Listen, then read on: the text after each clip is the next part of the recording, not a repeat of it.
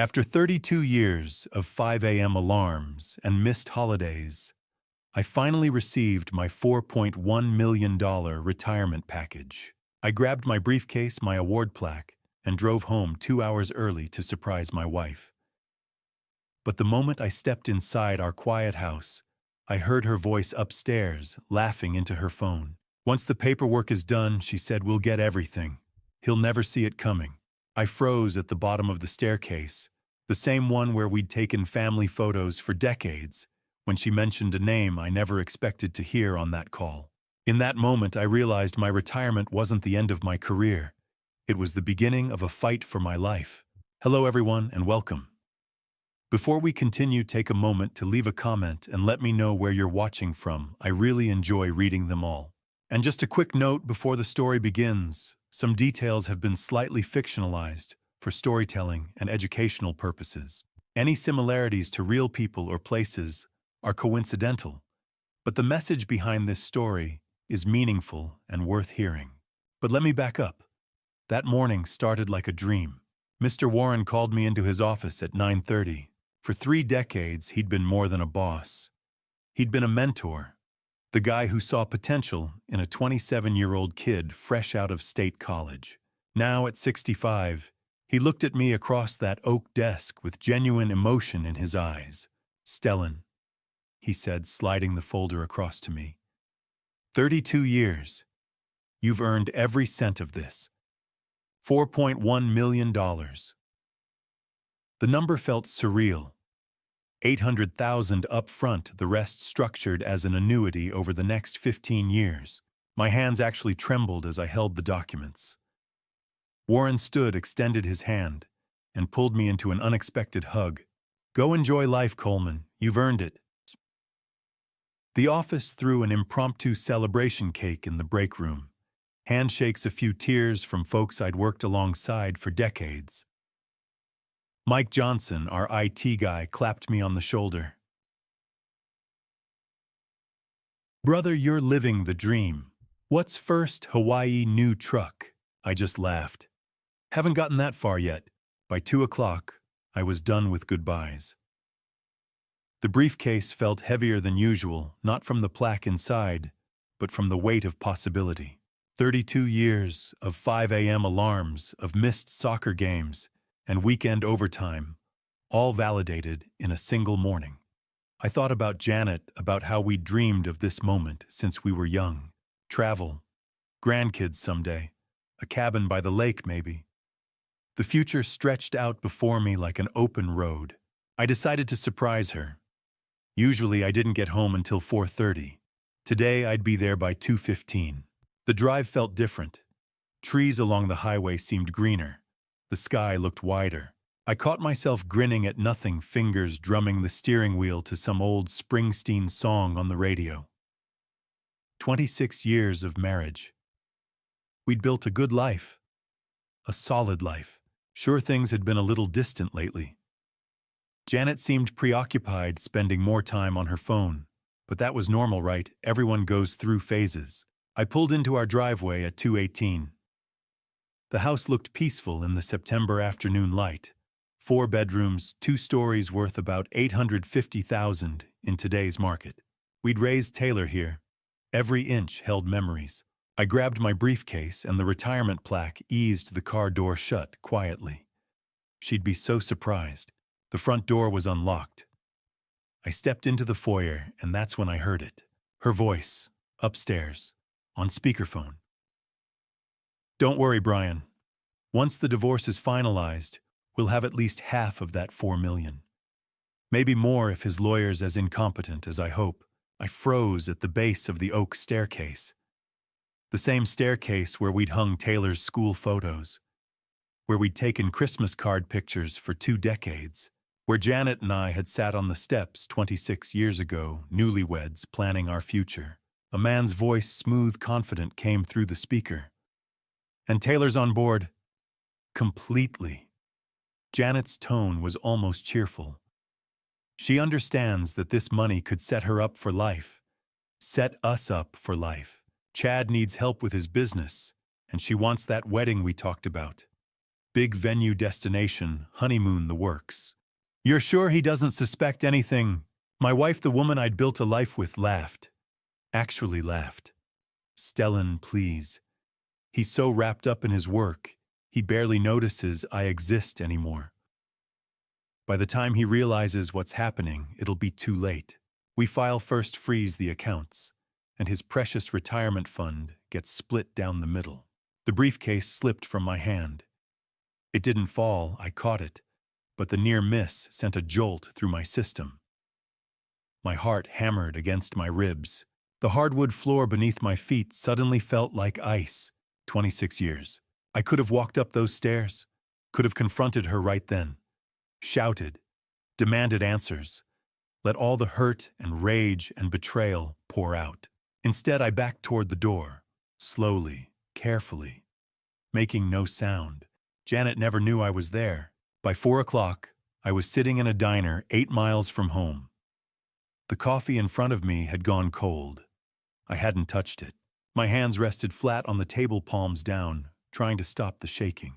Brian, Taylor, divorce, $4 million. The words circled in my head like vultures. A waitress stopped by. You okay, hon? Need a refill? I'm fine. The lie came automatically. Just thinking. She moved on. I stared out the window at the parking lot, watching cars come and go, each one carrying people with normal problems. Normal days, and then something clicked. Janet didn't know. She had no idea I'd heard her. No idea I'd been standing in our foyer while she plotted my financial destruction with her lover Brian and enlisted our daughter against me. That meant I had an advantage. Maybe the only one I'd get. I pulled out my phone, scrolled to Mike Johnson's number. He answered on the second ring. Stellan, man, you celebrate yet? Mike. I need a favor. Quiet favor. I kept my voice steady. Can you check the system logs? See who accessed my retirement file, specifically who might have forwarded information outside the company. A pause. That's highly irregular. What's going on? Just need to know. Can you do it? Yeah. Give me until tomorrow morning. Thanks, brother. I hung up. Sat there another 20 minutes. Let the shock drain away, replaced by something colder. Something focused. By 6 o'clock, I was home again. Parked in the driveway like it was any other evening. Walked through the front door with my briefcase and plaque. Honey, I'm home. Janet appeared from the kitchen, smile bright. You're late. How was your day? I kissed her cheek. The same cheek I'd kissed 1,000 times. Long day, but good. Warren said some nice things. That's wonderful, sweetheart. Her eyes never wavered. Perfect performance. Taylor's coming by for dinner. I made your favorite pot roast. Dinner was surreal. Taylor arrived at 6:30, gave me a hug, congratulated me on retirement. Her smile looked genuine. Her questions about my plans sounded interested. But now I heard the subtext, saw the calculation behind her eyes. I played my part flawlessly. Asked about Chad, about wedding plans. Laughed at Janet's stories. Complimented the pot roast. An Oscar-worthy performance. That night I lay in bed beside Janet. The room was dark except for the glow of her phone. She was texting someone, probably Brian. Her back was turned to me. 26 years ago, we'd fallen asleep, facing each other, fingers intertwined. Now we were strangers sharing a mattress. The betrayal sat in my chest like a stone. My daughter, my wife. Both of them ready to carve up my life's work like a Thanksgiving turkey. But I said nothing, did nothing, because I'd already made my decision. I lay there in the darkness beside my wife, the woman planning to take everything I'd worked for, and didn't say a word. Because I'd made my choice. I wouldn't confront her. I wouldn't give her a chance to prepare. I'd be smarter, quieter, and when the moment came, I'd strike in a way she'd never see coming. The next morning, Mike Johnson called me back with news that turned suspicion into certainty. I was in the garage, Janet still asleep upstairs, when my phone buzzed at 8 o'clock. I hadn't slept much. My mind kept replaying the conversation I'd overheard, trying to understand how 26 years of marriage could unravel in a single afternoon, Stellan Mike said. His voice was tight. "You're not gonna like this." I stepped outside and closed the garage door. The September air was crisp. Birds were singing. Neighbors were leaving for work. Normal people living normal lives. "Tell me, Donna Phillips in HR forwarded your retirement file 3 days ago to an external email. Brian Caldwell at caldwellfinancial.com. That's a federal privacy violation. Company policy strictly forbids sharing employee financial data outside the organization." 3 days ago, before I'd even received the official package. Brian had known before I did. "Can you document it?" "Already did. Screenshots are in your inbox." "But Stellan, this is serious. Donna could face criminal charges. The company could be liable. Are you sure you want to?" "I'm sure, thank you, Mike." When I hung up, I stood in the driveway staring at nothing. The pieces finally aligned. Brian wasn't just Janet's lover. He was a planner, a strategist, someone who'd cultivated an insider to access my private information before I even knew what I had.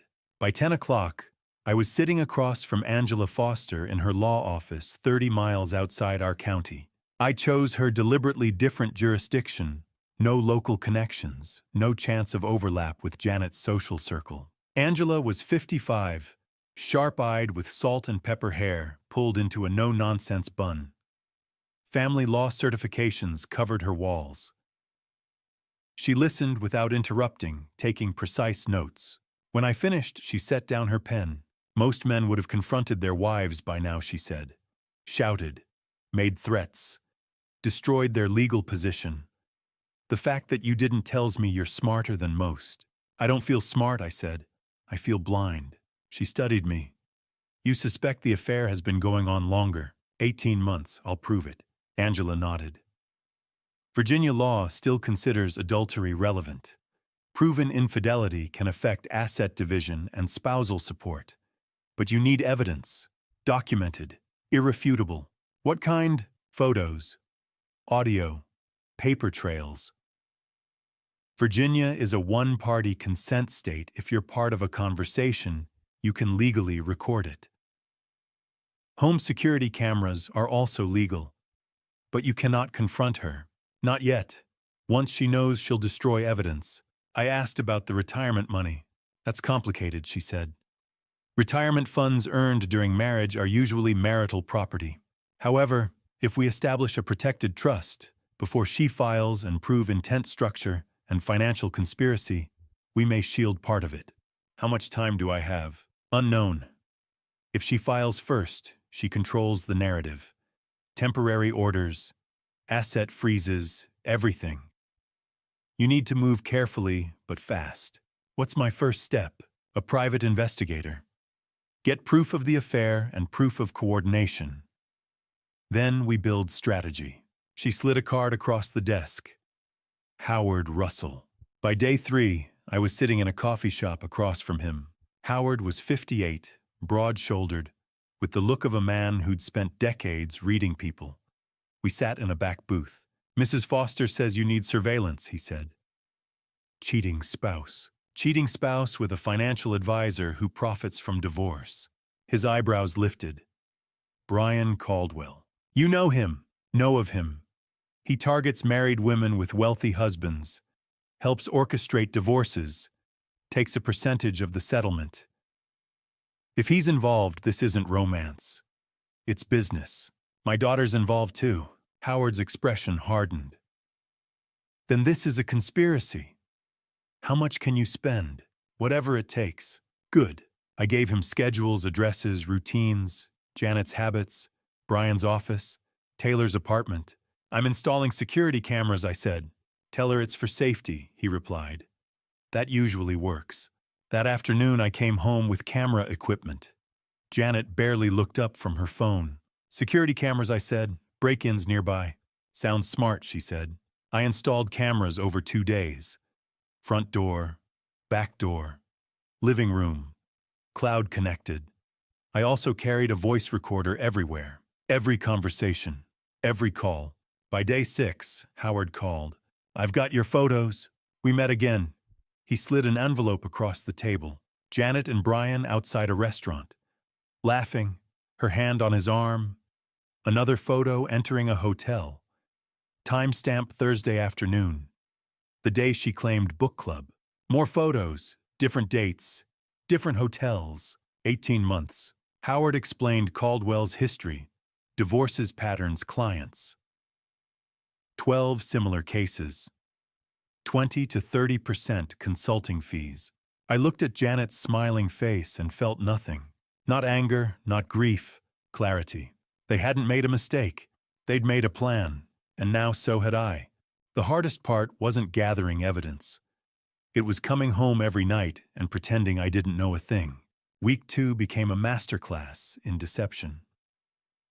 I had farewell lunches with colleagues, packed up 32 years of office memorabilia, brought home plants and framed certifications. Janet helped me arrange a home office humming, while she worked occasionally touching my arm. "I'm really proud of you," she said, eyes glistening. I hugged her and recorded every word on the device in my pocket. On day 10, the company sent the official retirement announcement. That evening over dinner, Janet finally asked the question I'd been waiting for. "So, honey, the retirement package. What's the exact amount?" I pushed pasta around my plate, made it look like mental calculation. "After taxes and the annuity structure, about 1.2 million up front. The rest gets paid out over the next 20 years. I watched her face carefully. The smile stayed, but something flickered behind her eyes. Disappointment. Just a flash, quickly covered. "Oh," she recovered smoothly. "That's still wonderful, sweetheart. We'll be comfortable." "More than comfortable," I said, squeezing her hand. $45,000 a year from the annuity on top of the lump sum. She kissed my cheek after dinner, said she'd turn in early with a book. I went to my garage workshop, put on headphones, and listened to the audio from the recorder I'd hidden in our bedroom. At 9:43, Janet's voice came through crystal clear. "Brian, it's me." "Hey, beautiful, what's up?" I asked him about the money tonight. It's less than we thought. Only 1.2 million up front. The rest is locked in some 20-year annuity. Silence. Then Brian's smooth voice. "How much in the annuity?" He didn't say exactly. But even if it's another million or two spread over 20 years, that's way less liquidity than we hoped. It's still worth it. Brian's tone turned practiced, reassuring. 1.2 million is plenty to work with. Plus the house equity, his 401k, all the marital assets. We stick to the plan. I file through your lawyer next month, get temporary orders freezing accounts, and by the time he knows what hit him, you'll have secured at least half. What about Taylor and Chad? Your daughter gets her cut like we discussed. Chad's business loan comes through, they get married, everyone's happy. Stellan's going to be devastated. Stellan will be fine. He'll get his half, find some retired engineer to play golf with. People move on. I sat in the quiet workshop transcribing key quotes into a password-protected document. My hands stayed steady. My face stayed blank. They thought I'd said 1.2 million. They were planning around a fraction of what I actually had. Perfect. The next day, I met Bill Thompson for coffee. Bill's been my closest friend since college, contractor, divorced 5 years back, solid guy. The kind who shows up with a truck when you need help. "You doing okay, man?" He leaned forward, studying my face. "You seem different." I wanted to tell him everything, but I couldn't risk it. Not yet. "Just adjusting to retirement," I said. Weird not having a schedule. Bill didn't buy it. I could see it in his eyes. But he's the kind of guy who doesn't push. "All right. But seriously, if you need anything day or night, you call me." "Got it." "I know, thanks, brother." When this was over, Bill would be my first call. That weekend, Taylor came for dinner. She hugged me, asked how retirement felt, talked about wedding planning. Chad's business was doing well. They were looking at houses. I watched my daughter across the table, animated and happy, and couldn't reconcile this version with the one who'd agreed to help dismantle my financial security. Was she manipulated? Just greedy? Did she believe I deserved this somehow? I didn't ask. Not yet. After dinner, she took a selfie of us. Taylor leaning against my shoulder, both smiling. Posted it to Instagram immediately, celebrating with Dad, so proud. 43 likes in 5 minutes. Comments. Aw, sweet. Family goals. The cognitive dissonance was staggering. Every night that week, I lay beside Janet. Every night she scrolled through her phone, probably texting Brian while I pretended to read. The emotional toll was exhausting. Some mornings I woke with my jaw aching from clenching my teeth all night.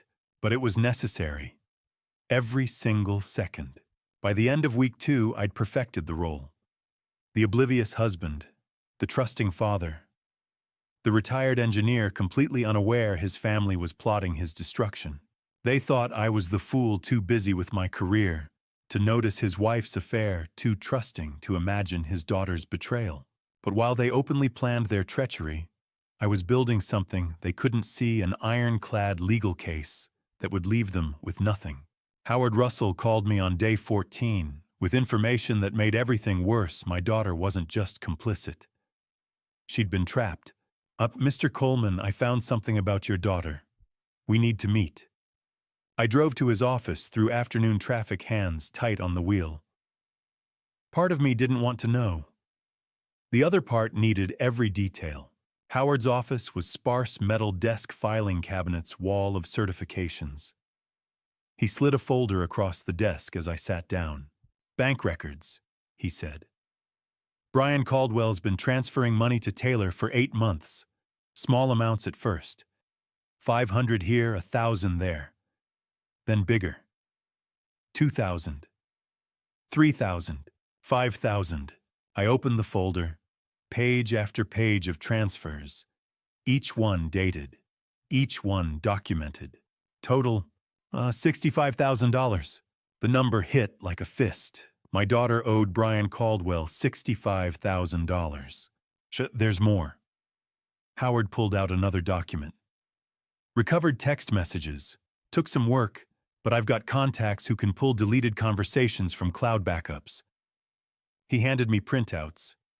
I recognized Taylor's number. Brian's number.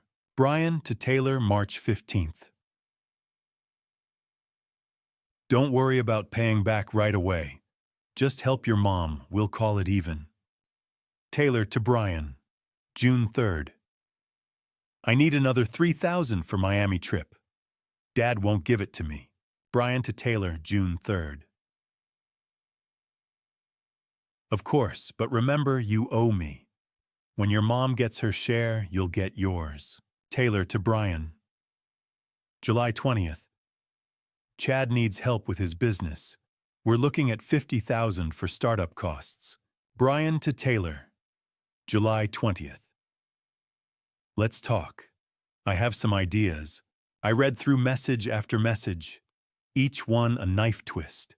My daughter asking for money, Brian providing it, always with subtle reminders about what she owed, always connecting it to the divorce, to my retirement money, to her eventual share.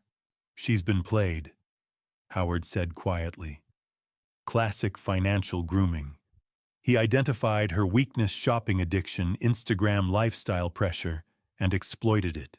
Designer bags, expensive dinners, trips she couldn't afford on her salary. He made himself indispensable. How much does she make? $35,000 a year. Marketing coordinator at a small firm. There's no way she could afford her lifestyle on that. What's her total debt? Howard's expression darkened. The $65,000 to Brian plus $40,000 in credit card debt. $105,000 total. For a 24-year-old, I sat back feeling sick. $105,000, nearly 3 times her annual income. This is his pattern, Howard continued. I dug deeper into those 12 previous cases. Same playbook every time. Target the wife, but also target someone close to her daughter's sister, best friend. Create financial dependency. Make them complicit. Then when the divorce hits, they're too deep to back out. She's still my daughter. I know. But she's helping them plan your destruction. The question is whether she's a victim or a willing participant. I stared at the messages. Dad won't give it to me. Like I was the problem. Like my refusal to fund her unsustainable lifestyle justified conspiring against me. Maybe both, I said quietly. Maybe she's being manipulated and she's greedy. Howard nodded. That's usually how it works. People aren't simple. She probably started out as a victim, young, financially naive, vulnerable to someone like Caldwell.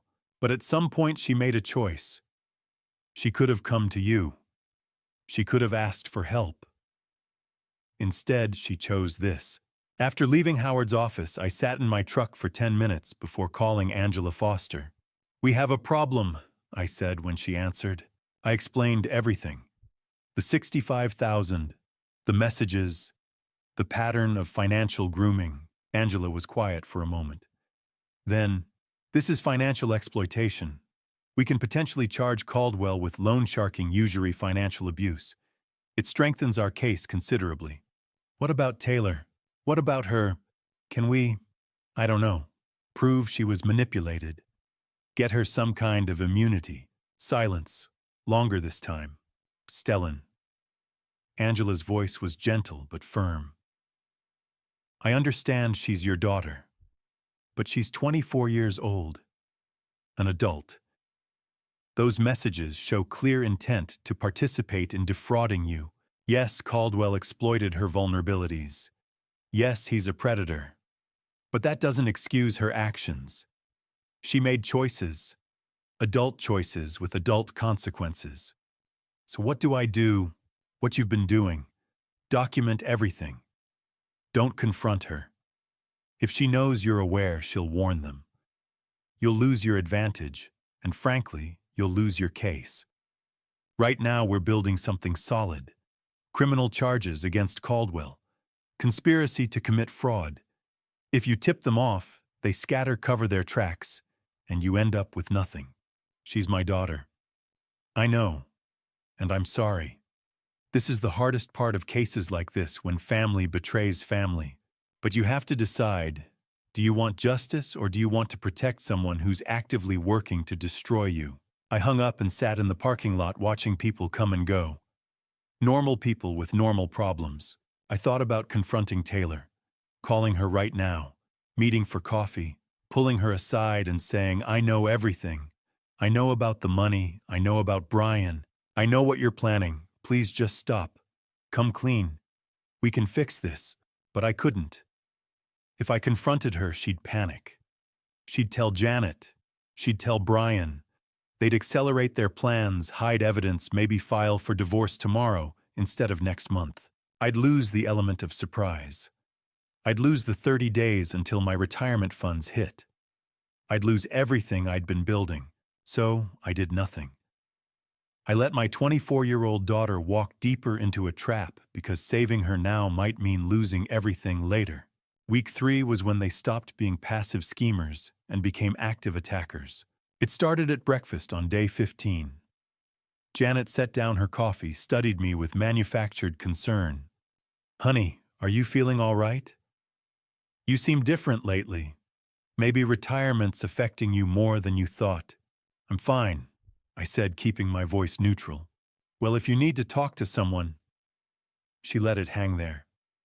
Planting seeds, I smiled and squeezed her hand. "I appreciate that, babe." The next morning, day 16. Taylor posted on Instagram. I opened it during my coffee. Photo of her looking worried, hand over heart. Caption, "Worried about Dad's health lately. Prayers needed." 200 comments already. Friends asking what was wrong. Taylor responding vaguely, "Just going through some changes," hoping he gets the help he needs. My daughter was publicly suggesting I needed mental help, creating a narrative for her 800 followers that something was wrong with me. I took screenshots. Said nothing. Day 17. The phone calls started. Mr. Warren called first. Stellan, hope I'm not overstepping, but Janet's concerned about you. Said you've been acting paranoid, forgetful. Is everything all right? I'm fine, sir, really. She mentioned you've been accusing her of things, making unusual accusations. My jaw tightened. Janet's mistaken. I appreciate your concern, but I promise I'm good. 20 minutes later, Bill Thompson called. Stell, what's going on, man? Janet just called. Said you're struggling, acting erratic. Brother, you can tell me if something's wrong. This was the moment. I needed Bill on my side, but couldn't reveal everything yet. Bill listened carefully. Janet's setting me up. I can't explain everything right now, it's complicated, and I need more time, but I need you to trust me. I'm completely fine. This is part of her strategy. Silence. Then, strategy for what? A divorce I didn't see coming. She's building a case that I'm mentally unstable. Probably to challenge my retirement assets. But I'm documenting everything, working with lawyers, and I need you to know I'm lucid, rational, and in control. Can you trust me on this? Another pause. I could almost hear Bill processing. Jesus, Stell. Yeah, of course I trust you. Whatever you need, brother. I'm here. With thanks. Just, if she calls again, play along. Act concerned. Don't let her know I told you. So got it. But when this is over, you're telling me everything over a very large bottle of whiskey. Deal. I hung up feeling slightly less alone. On day 19, I drove 2 counties over to see an independent clinical psychologist. Dr. Helen Morrison, 60-something, wireframe glasses. I want a comprehensive mental health evaluation, I said. For legal purposes, 2 hours of testing, cognitive assessments, memory tests, depression and anxiety screenings. At the end, she handed me a sealed report. Mr. Coleman, you're in excellent mental health. No signs of paranoia, memory impairment, or mood instability. Actually, you're sharp as a tack. I paid cash and locked the report in my truck's glove box. Janet would never know it existed. But when the time came, I'd have irrefutable proof. Day 20. Howard called. Your wife visited a psychiatrist yesterday. Dr. Leonard Fisher. She was inside 40 minutes. Looked pleased when she left. She's trying to get a statement about my concerning behavior. That'd be my guess. Building a medical narrative. That night, day 21. Janet was in the shower. I couldn't sleep. On impulse, I opened her nightstand drawer, found a leather-bound journal, the kind she'd never kept before in 26 years. I opened it. Page after page of fabricated entries, dated over the past 3 weeks. September 8th. Stellan seems increasingly controlling about money. Questions where I've been. Suspicious of everything. September 12th. He accused me of hiding his keys, then found them in his own pocket. Won't admit he forgot. September 15th. His mood swings are getting worse. Snapped at me over nothing this morning. I'm starting to feel scared. September 18th. Talked to his former boss. Even Mr. Warren noticed changes. I don't know what to do. Every entry carefully crafted to paint me as unstable, controlling, paranoid. A man whose mental state was deteriorating. A man who couldn't be trusted with $4.1 million. I photographed every page with my phone, then placed the journal back exactly where I'd found it. Same position, same angle. Like I'd never touched it. She was building a narrative, not just for the divorce, but for after. When my retirement money hit in 9 days, she planned to challenge my competence, claim I wasn't mentally fit to manage it, argue for conservatorship, control. She'd thought of everything, except that I knew. I climbed back into bed. Janet came out of the bathroom, climbed in beside me. "Good night, sweetheart," she said, kissing my cheek. "Good night." I lay there listening to her breathing even out. The woman next to me had spent the week systematically destroying my reputation, my credibility, my sanity in the eyes of everyone I knew. And I documented every move. I photographed every page of that diary, every lie she'd written about me, and placed it back exactly where I'd found it. Let her think her plan was working. Let her believe I was falling apart, because the more desperate they became, the more mistakes they'd make. If week 3 was psychological warfare, week 4 was financial combat. Day 22 and 23 they laid the groundwork. I didn't know it yet, but Brian was creating a fake power of attorney document. Janet was practicing my signature, tracing it from old tax returns and legal papers until she could replicate it convincingly enough to fool a casual observer. They were preparing for a coordinated strike. On day 24, the attacks began. My insurance agent, Sandra Lewis, called that morning. "Mr. Coleman, just confirming your beneficiary change request.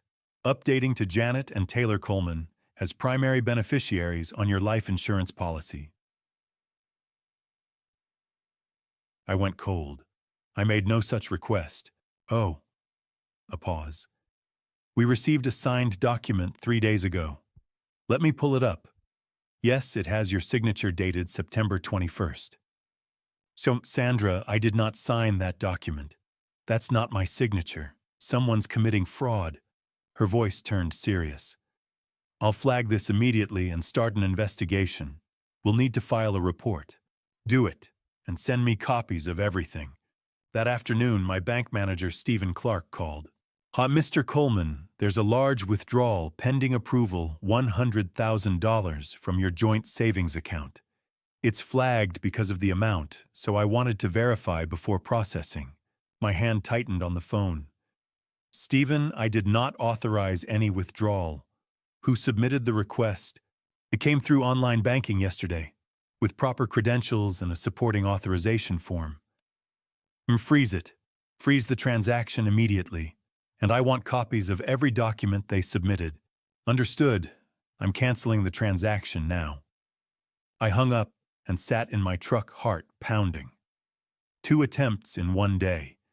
Insurance beneficiaries and bank withdrawal. They weren't just planning anymore. They were actively trying to steal from me. On day 25, I went on the offensive. I called every financial institution where Janet and I held joint accounts. Bank accounts, credit cards, investment accounts, everything. I need to freeze all transactions on these accounts, pending investigation of suspected fraud. One by one, I locked them down. Joint access suspended. No withdrawals, no charges, nothing. That afternoon, Janet came home furious. What happened to our accounts? She threw her purse on the kitchen counter. My credit card was declined at the store. I called the bank and they said the accounts are frozen. I looked up from my newspaper, perfectly calm. Bank flagged unusual activity.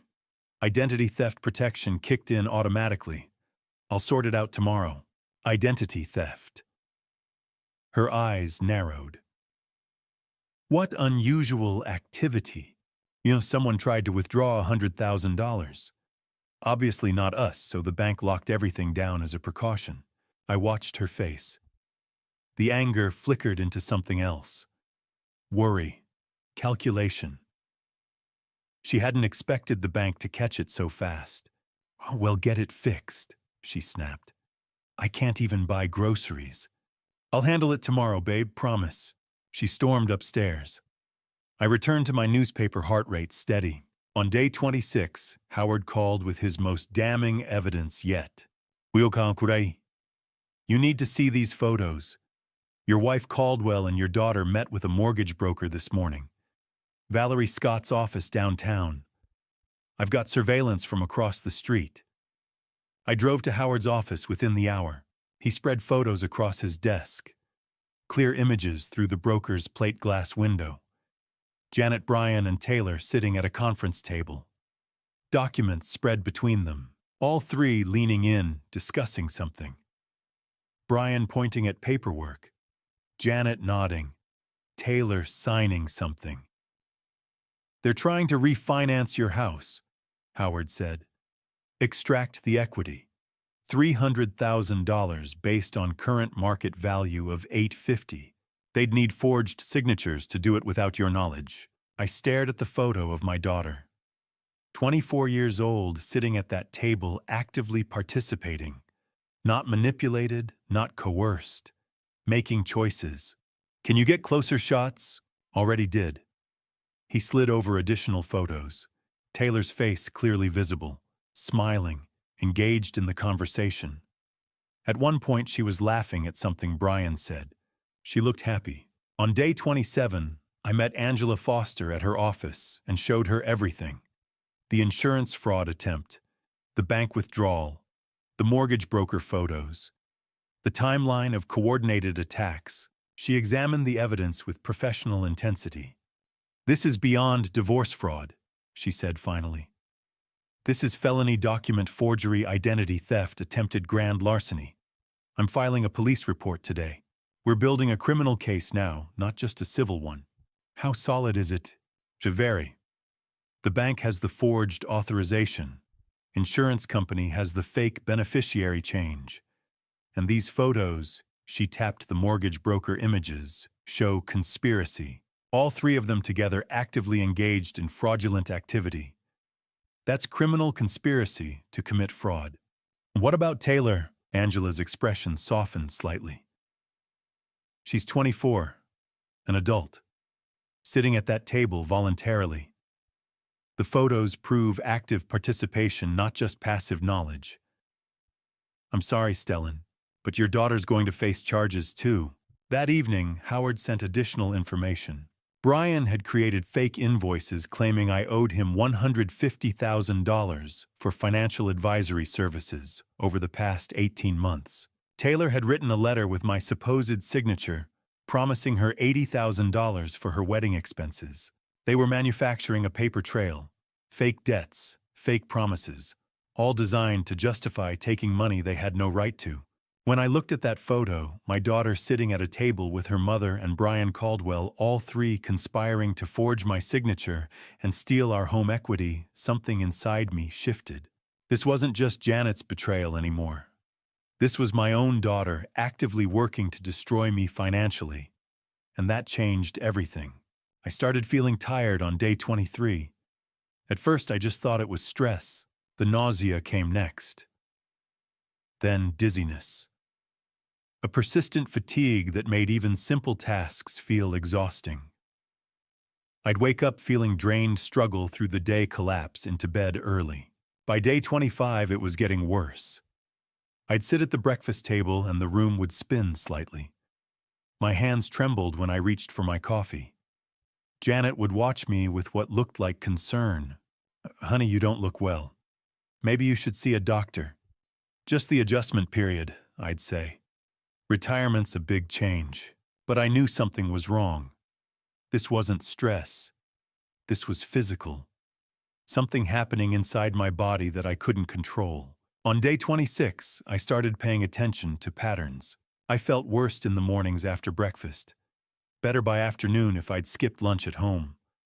On days when I grabbed fast food or ate at a restaurant, I'd feel almost normal by evening. But meals Janet prepared, within an hour, the symptoms would return. I sat in my truck outside a diner eating a burger, thinking back. When did this start? Day 23. Right after I'd frozen the bank accounts.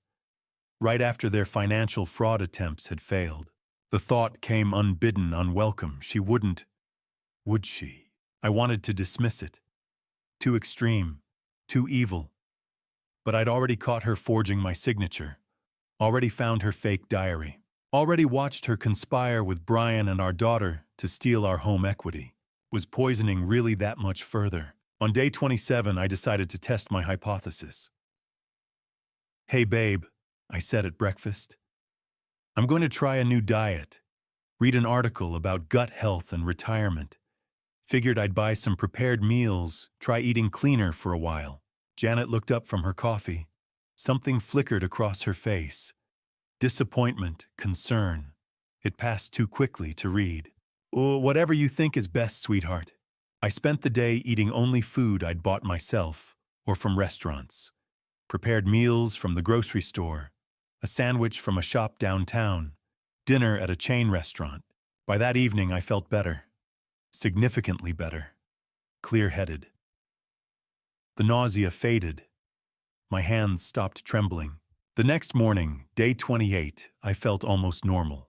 That's when I knew for certain. On day 27, while Janet was at the grocery store, I'd gone into the kitchen. Found the coffee she'd made me that morning still half full in my mug, poured it into a clean jar, sealed it, labeled it with the date.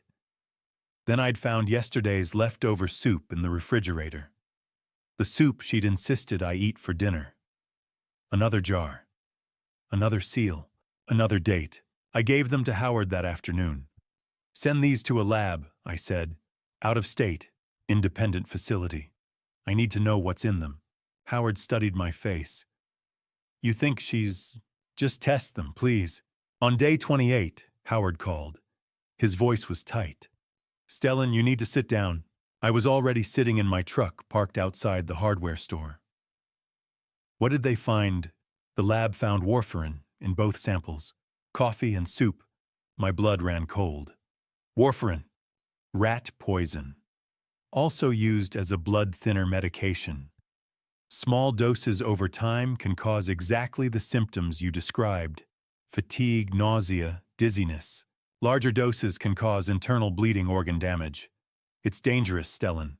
Potentially lethal if continued. I sat there, phone pressed to my ear, watching normal people go about normal shopping. A woman loading mulch into her trunk. A couple arguing over paint colors. Life continuing while mine had just confirmed my worst suspicion. How long would I have to take it to? To cause serious harm depends on dosage and your body weight. But we're talking days to weeks of consistent exposure. You stopped in time. That afternoon, Bill Thompson stopped by unexpectedly. He took one look at me and his face went pale. "Jesus, Stell, you look terrible. This isn't normal stress. When's the last time you saw a doctor?" I couldn't tell him. Not yet. Not about the poison. But his reaction confirmed what I already knew: the damage was visible. Real. "And getting checked out soon," I said. "Promise." After Bill left, I sat in my workshop with the lab report. Black and white proof that my wife had been slowly poisoning me. Not just betraying me financially. Not just destroying my reputation, actually harming me physically. Trying to make me weak. Maybe trying to make me disappear entirely. I thought about what would happen if I died. Janet would inherit everything. The house, the retirement money hitting the account in 2 days, the life insurance policy. I checked the documents: $1.2 million. No messy divorce, no splitting assets, no fraud investigation, just a grieving widow collecting insurance money while her lover and daughter waited in the wings. Clean, simple, profitable. I called Angela Foster. "We need to talk. They've escalated." "How bad?" "And worse than fraud. I have lab results showing warfarin in my food. They're not just trying to steal from me anymore. They're trying to harm me. Maybe worse." Silence. Then, "I'm filing an emergency motion tomorrow morning. We're getting a restraining order and moving up our timeline. This is beyond civil court now, Stellan. This is serious criminal activity." I called Howard next. "I need you to increase surveillance. Every movement, every meeting, every person they talk to. We're in the end game now." That night, I lay in bed beside Janet. She kissed my cheek, asked how I was feeling. "Still a little tired," I said. "But better." "Good," she whispered. "Get some rest, sweetheart." I stared at the ceiling after she fell asleep. The woman who'd promised to love me in sickness and health had been making me sick. The mother of my child had been poisoning the father of her daughter. 26 years of marriage had led to this: me lying next to someone actively trying to harm me. I looked at that lab report, black and white proof that my wife had been slowly harming me, and made my decision. I wouldn't confront her. I wouldn't show fear. I'd let her think the poison was working.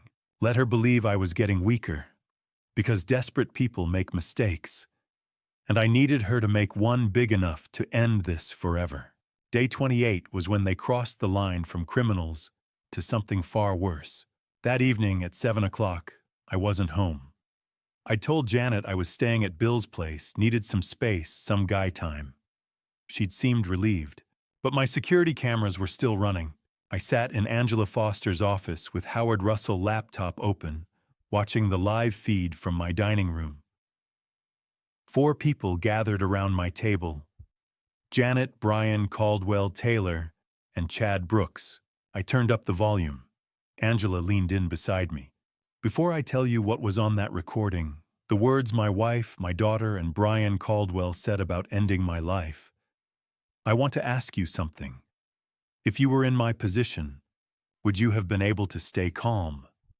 Would you have had the strength to let them keep talking, knowing that every word they spoke was sealing their own fate? Drop a comment below and let me know. And if you're invested in this story, hit that subscribe button, because what happens next will shock you.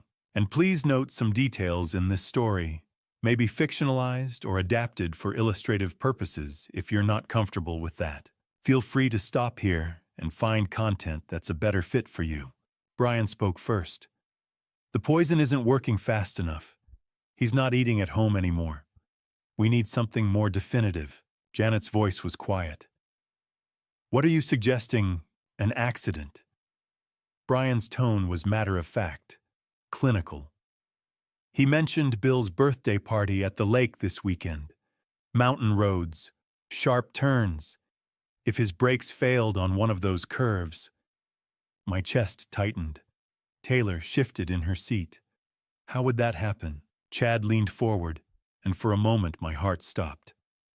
Then he said exactly what we'd planned. I know a bit about cars. Brake lines can be cut. Small incision in the right place. Fluid drains slowly while he's driving. By the time he hits those mountain roads, no brakes. Would look like mechanical failure, corrosion. Happens all the time with older vehicles. Janet was silent for a long moment. When she spoke, her voice wavered.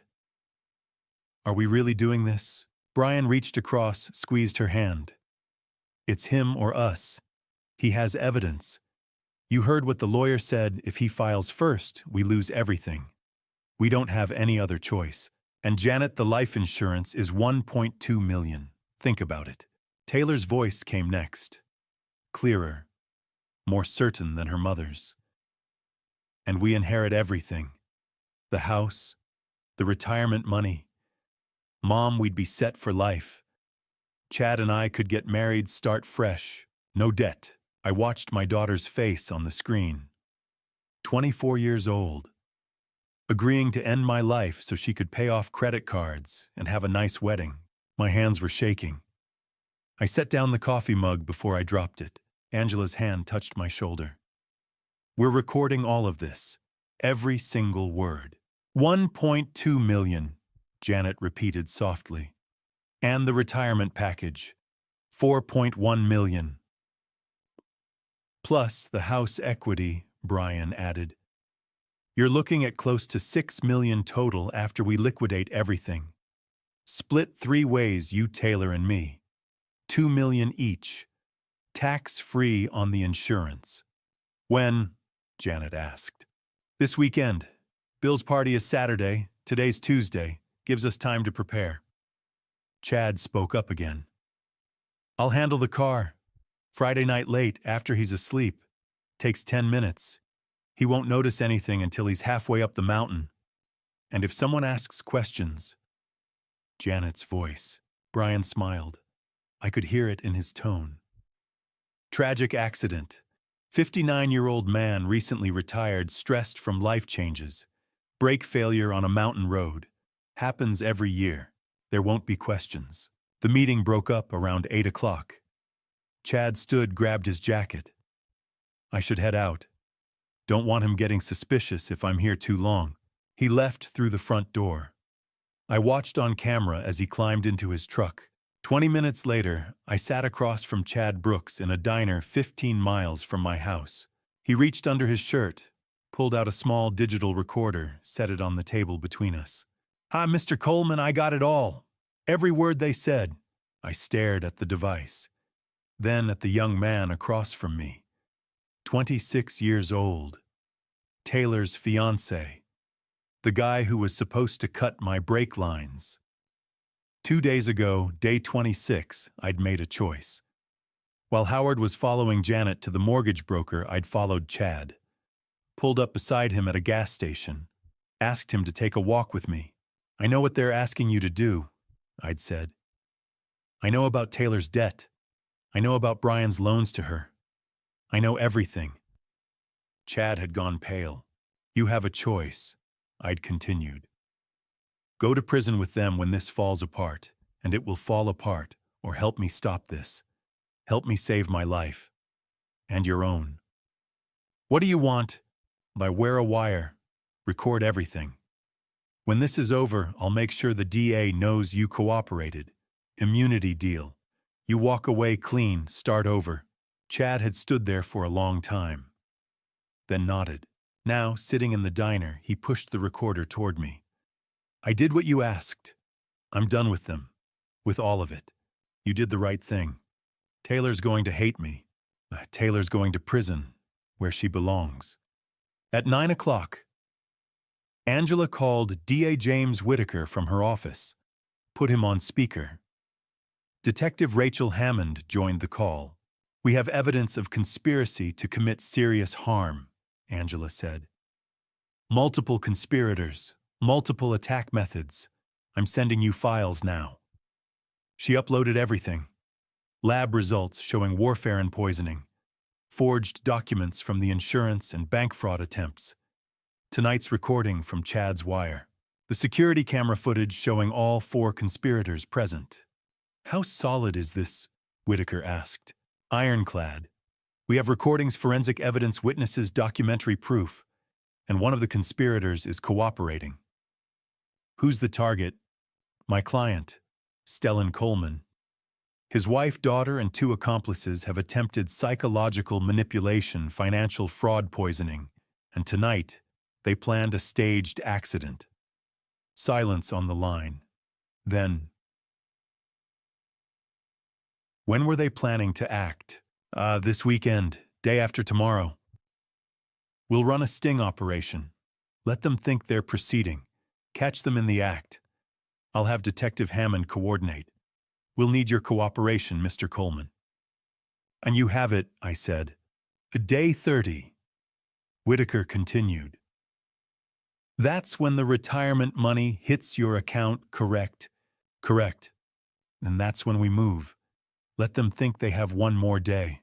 Let them get desperate. Then we take them all down at once." When I played back Chad's recording, my wife, my daughter, and her lover planning to stage my departure from this world, I felt something I'd been holding in for 4 weeks finally break free. Not tears, not rage, something else entirely. Permission. Permission to do whatever was necessary to survive. They'd made this a fight for my survival. While police prepared the sting operation, I had one final puzzle piece to understand Donna Phillips. Howard called that morning, day 29. "I've been watching her for the past week. She's lost weight, cries in her car during lunch breaks, shows signs of serious depression. Stellan, I don't think she's a willing participant in this." At 10 o'clock, Angela and I met Donna at a quiet cafe on the edge of town. When she walked in and saw us sitting there, her face went white. "Am I being arrested?" "No," Angela said gently. "We want to talk. Please sit down." Donna sat, hands shaking. She looked thinner than in the employee photo I'd seen. Dark circles under her eyes. The appearance of someone who hadn't slept properly in months. "I'm so sorry, Mr. Coleman." Tears started immediately. "I never wanted to harm you. I swear I didn't." "Why did you forward my retirement file to Brian Caldwell?" She looked down at her coffee cup. "Because he made me." "Made you how?" Donna took a breath. I was involved with Brian 2 years ago, 2018, before your wife. It was brief, maybe 3 months. I thought he cared about me. Then I found out he was seeing other people. I ended it. And a week later he contacted me. Said he had videos, recordings from his bedroom, intimate moments. Her voice dropped to a whisper. I didn't know about the cameras. He'd hidden them. Recorded everything without my knowledge. Angela leaned forward. He blackmailed you. Yes. Donna pulled out her phone with trembling hands. He still has the videos, still threatens me with them. She showed us text messages. I read them feeling sick. Brian, send me Coleman's retirement file or I release these videos. To your workplace, to your ex-husband, to your daughter's school. Donna, please don't. I'll lose my job. My daughter will. Brian, then do what I ask. There were dozens more, each one a threat, each one leveraging the same videos against her. Your daughter, I asked. Lily, she's 8 years old. Donna's voice broke. He threatened to send them to her school. The other kids would. Lily would see. I couldn't let that happen. So when he demanded your file, I sent it. I had no choice. She pulled up a photo on her phone. A little girl with brown hair and pigtails smiling at the camera. 8 years old. Innocent. Happy. She looked like Taylor had at that age. Same smile, same trusting eyes. Something inside me broke. I'd been so focused on my own betrayal, my wife, my daughter, the conspiracy against me, that I hadn't considered there might be other victims. Other people Brian Caldwell had destroyed along the way. He's not just greedy, I said quietly. He's a predator. I should have come to you, Donna said. Should have told someone. But I was terrified. I'm a single mother. If those videos got out, I'd lose my job. My ex-husband would use them in custody hearings. And Lily, she couldn't finish. Angela spoke carefully. Donna, we need you to testify against him. We're building a criminal case fraud blackmail conspiracy. Your testimony about the blackmail would be crucial. He'll release the videos. Not if he's in prison, I said. And Angela can get a court order sealing that evidence. It would never be made public. No one would see it. Not your employer. Not your ex-husband. Not Lily's school. No one. Donna looked at me confused. Why are you helping me? I betrayed you. I gave him access to your private information. Because you're a victim just like me. The difference is I can fight back. You couldn't. But now we'll fight together. Brian Caldwell doesn't get to destroy any more lives. She started crying again. Different tears this time. Relief, maybe. Or hope. There are others, she said after a moment. I'm not the only one. He's done this to at least 3 other women I know of. Same pattern relationship, hidden recordings, breakup, blackmail. He uses them for whatever he needs. Information, money, alibis. He's been doing it for years. The scope of it was staggering. Brian wasn't just my wife's lover. He was a serial predator who'd built a career out of manipulating, blackmailing, and exploiting vulnerable people. The divorces were just one part of his operation. The blackmail was another.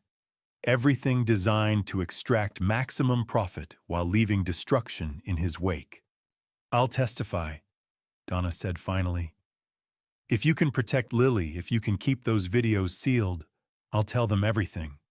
You have my word, Angela said. And Mr. Coleman's.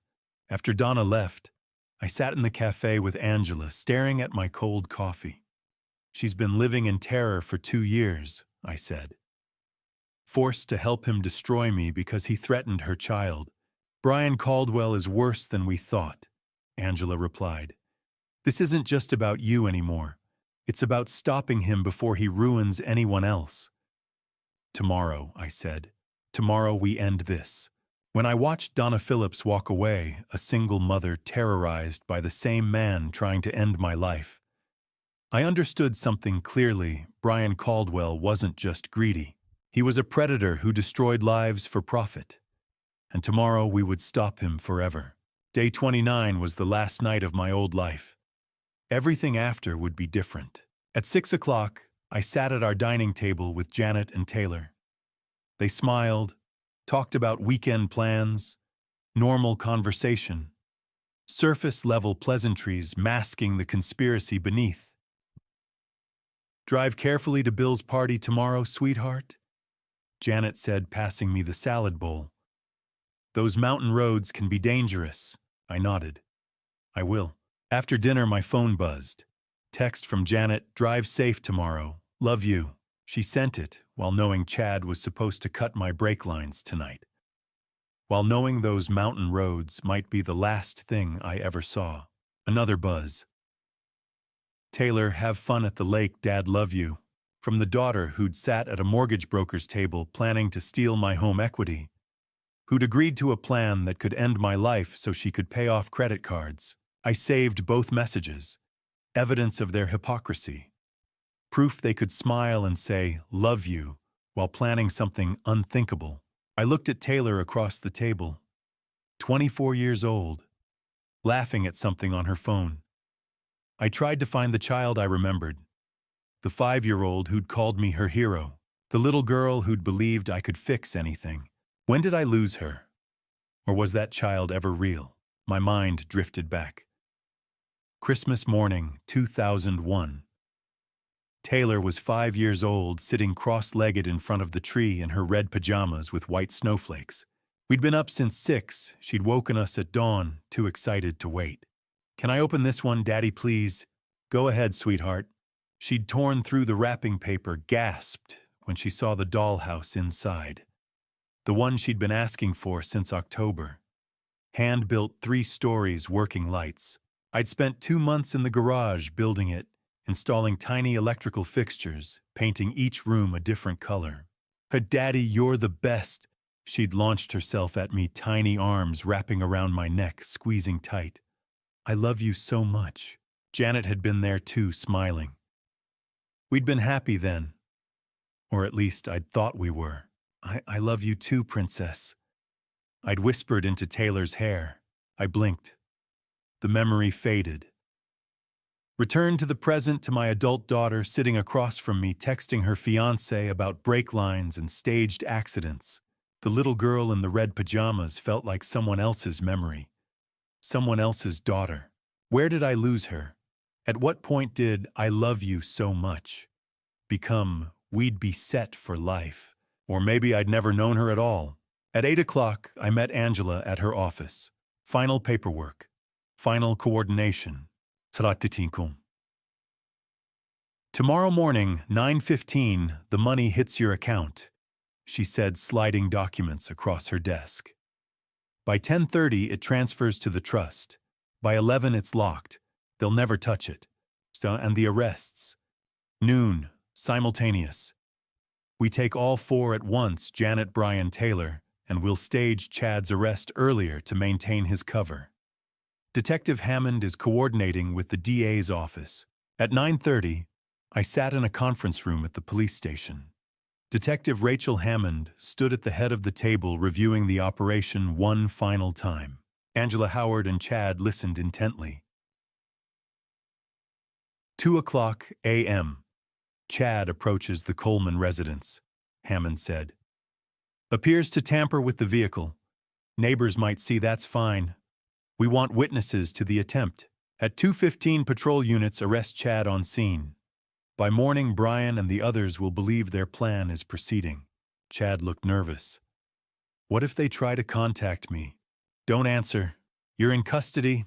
Let them panic. Panic makes people sloppy. These noon arrests, Hammond continued. Janet Coleman at the residence, Brian Caldwell at his office, Taylor Coleman at her apartment. Clean, coordinated, no warning. Mr. Coleman, you'll be with us at the station during the arrests, for your safety and as a witness.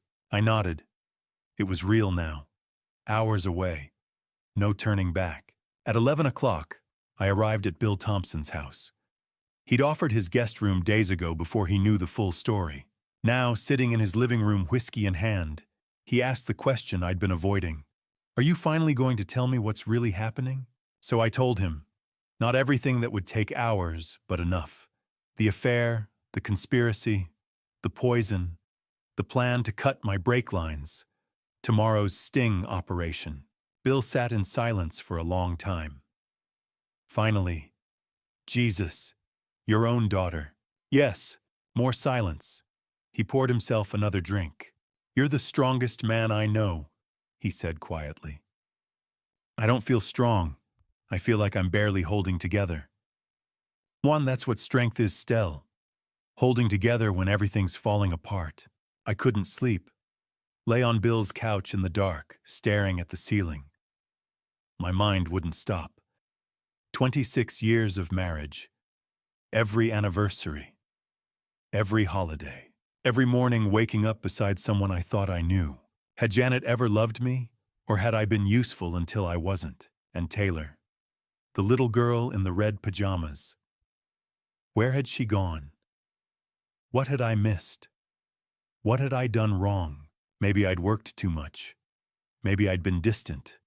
Maybe I'd failed as a father without realizing it. Or maybe some people are just capable of cruelty I'll never understand. At 1:30 in the morning, my phone lit up. Detective Hammond. "Operation begins. Chad on his way to your house." I stared at that text. The message that would end my marriage, destroy my family, and save my life. I didn't feel victorious. I felt empty. But I'd learned something in the past month. Sometimes survival isn't about winning. It's about refusing to let betrayers drag you down with them. The trap was set at 2 o'clock in the morning. By noon, everything would be over. I sat in Angela Foster's office at 1 in the morning on September 30th, watching a live feed on a laptop screen. The feed showed my garage from 3 different angles. Cameras Detective Rachel Hammond's team had installed 2 days earlier. My house looked peaceful in the darkness. Janet was asleep upstairs, completely unaware that her entire world was about to collapse. At exactly 2 o'clock, headlights appeared on the screen. Chad Brooks pulled into my driveway, killed the engine, and stepped out of his truck. He moved quickly toward the garage, glancing over his shoulder twice. Even though this was staged, even though Chad was working with us, watching him approach my vehicle made my stomach tighten. Angela sat beside me, her phone in hand, connected directly to Detective Hammond. Howard Russell stood behind us, arms crossed, watching intently. Chad opened the garage door, we'd left it unlocked as planned, and slid underneath my car with a flashlight and a bag of tools. For the next 15 minutes, he positioned himself under the brake line, made exaggerated movements with his hands, and carefully arranged wrenches and cutting tools on the garage floor. He was building a crime scene, creating evidence of attempted harm that would be impossible to deny. At 2:23, squad cars rolled silently down my street, lights off. They stopped in front of my house. 6 officers emerged, moving quickly and quietly. Detective Hammond led them into the garage. "Chad Brooks, don't move hands where we can see them." Chad froze beneath my car, tools in hand, exactly as planned. The officers pulled him out, cuffed him, and read him his rights. I watched the entire arrest on the screen, my heart pounding so hard, I thought Angela could hear it. "Phase 1 complete," she said quietly. They transported Chad to the station. At 2:45, he gave his full confession, scripted, rehearsed, but entirely truthful. He named Janet Coleman, Brian Caldwell, and Taylor Coleman as co-conspirators. He described the conspiracy meeting on September 28th in detail. He turned over the audio recordings he'd made that night, the ones that captured my wife, my daughter, and Brian Caldwell, discussing how to stage my passing to look like an accident. Angela's phone buzzed. She listened for a moment, then looked at me. "Detective Hammond says the confession is solid. The recordings are clear. The district attorney is signing the arrest warrants now." I nodded, unable to speak. The next 6 hours moved in a strange blur of waiting and watching. Angela and I stayed in her office. Howard brought coffee. None of us drank it. At 9:15 in the morning, my phone chimed. I looked at the screen and saw a notification from my bank. Deposit received $4 million. 32 years of my life. Every early morning, every late night, every project, every sacrifice, every mile I'd driven, and every decision I'd made. All of it was represented by those numbers on the screen. My hands started shaking. "It's here," I said. Angela moved immediately. She opened her laptop and logged into the trust account we'd established 2 weeks earlier, the Stellan Coleman Retirement Trust, domiciled at a different bank, structured under Virginia law to be untouchable in divorce proceedings. She initiated the transfer with swift, practiced keystrokes. I watched the money move from my personal account into the trust. $4.1 million shifting from one institution to another in a matter of seconds. At 10:30, Angela leaned back in her chair. Transfer complete. At 11 o'clock, she made one final call to the trust administrator. "Lock it," she said. She hung up and turned to me. "Done. It's ironclad under Virginia law. They can't touch it. Not Janet, not Brian, not any attorney they hire. That money is protected." For the first time in 30 days, I took a full breath.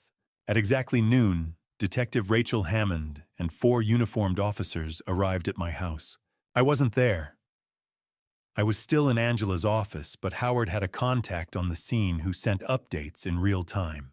Janet answered the door in her robe, confused. "Can I help you?" "I'm Janet Coleman. You're under arrest for conspiracy to commit fraud, financial exploitation, and conspiracy to cause intentional harm." They cuffed her in the doorway. According to Howard's contact, she didn't resist. She just kept repeating, "There must be some mistake." At the same moment, 2 officers arrived at Taylor's apartment downtown. They arrested her on similar charges. She called for her mother. No one answered.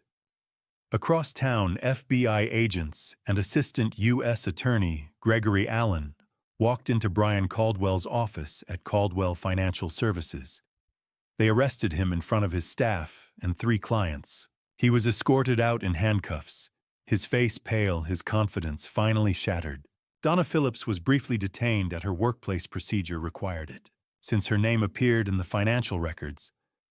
But Angela arrived within 20 minutes with documentation of the immunity agreement. Donna was released immediately, shaken but free.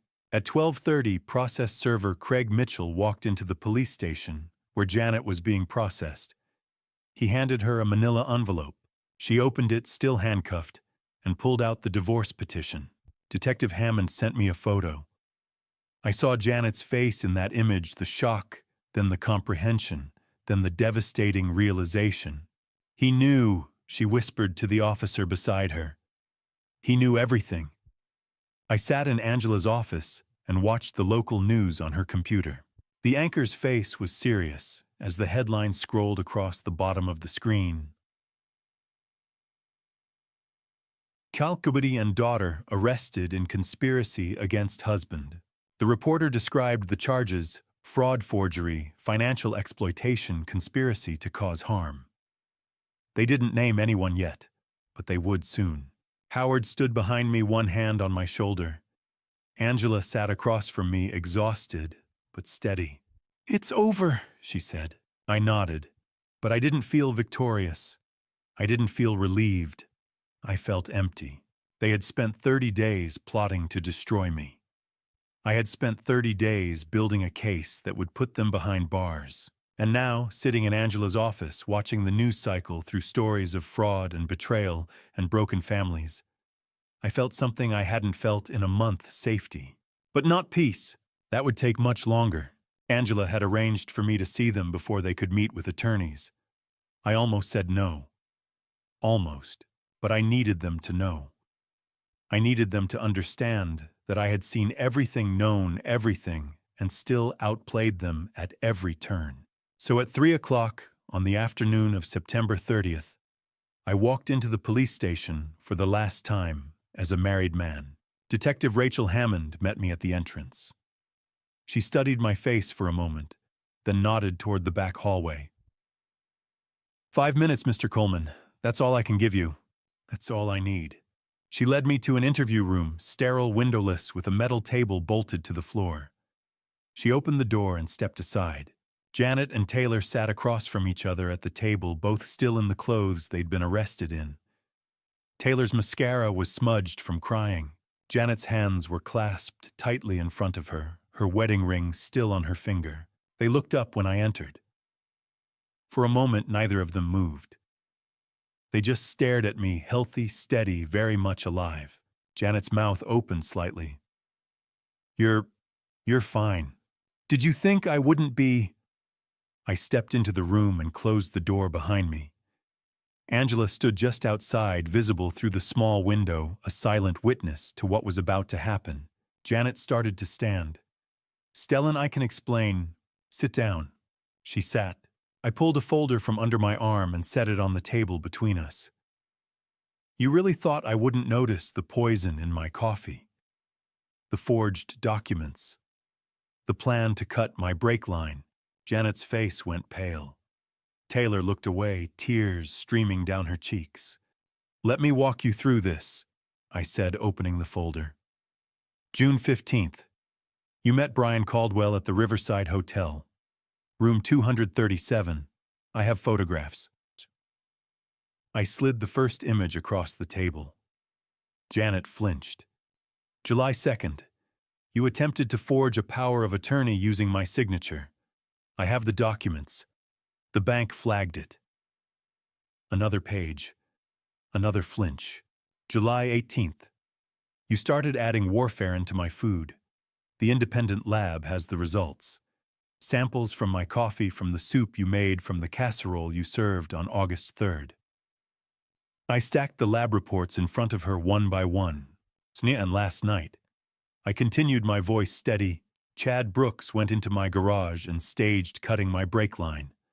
The police recorded the entire thing. Janet's eyes widened. Chad, he's been working with me for 3 days. Right now, he's giving his full testimony to the district attorney. Every word you said at that meeting on September 28th, every plan, every detail, every sick thing you discussed, he recorded it all. Taylor let out a choked sob. Daddy, I'm so sorry I didn't. Don't call me that. I turned to face my daughter, the child I had raised, the girl I had loved more than anything in the world. And you lost that right when you sat in that meeting and agreed to end my life. I was manipulated, Taylor cried. Brian said, You're 24 years old, Taylor. You made a choice, an adult choice. You sat at a table with your mother and her lover and discussed how to stage my passing to look like an accident so you could split $4 million. That wasn't manipulation. That was greed. She buried her face in her hands, shoulders shaking. I turned back to Janet. You spent 1 month plotting to destroy me.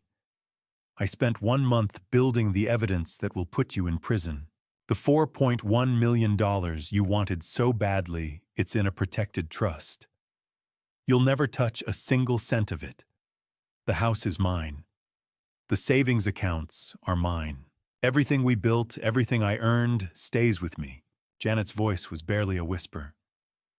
Stellan, please. You're facing 25 years. All 3 of you. Conspiracy, fraud, attempted harm. The district attorney has recordings, lab results, financial documents, and a cooperating witness. You have nothing. I closed the folder and tucked it back under my arm. I loved you once, I said to Janet. Or I loved the person I thought you were. I don't know if that person ever really existed, but whoever you actually are, I want you to know something I saw through you from the very beginning. From the moment I overheard that phone call on September 1st, I knew. And every day after that, I watched you. I documented you. I let you believe you were winning so you would keep digging your own grave deeper. Her face crumpled. How could you? How could I? My voice rose for the first time. How could I? You tried to poison me, Janet. You forged my signature. You conspired to make my death look like an accident. Don't you dare ask me how I could do anything. I turned to Taylor one last time. I gave you everything. I paid for your education. I supported your dreams. I would have walked through fire for you. And you repaid me by sitting in a room with two criminals and agreeing to end my life for money. Daddy, please!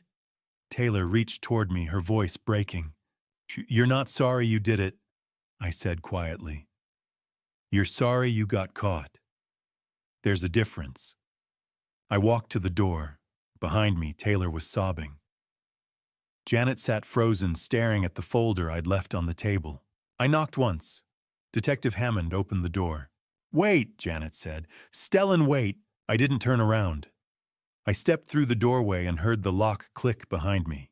Angela was waiting in the hallway. She didn't say anything. She just walked beside me as we made our way through the station, past the officers and the intake desks, and the other families dealing with their own tragedies. When we stepped outside, the September sun was still high in the sky. The air was warm. The world looked exactly the same as it had that morning. But I wasn't the same.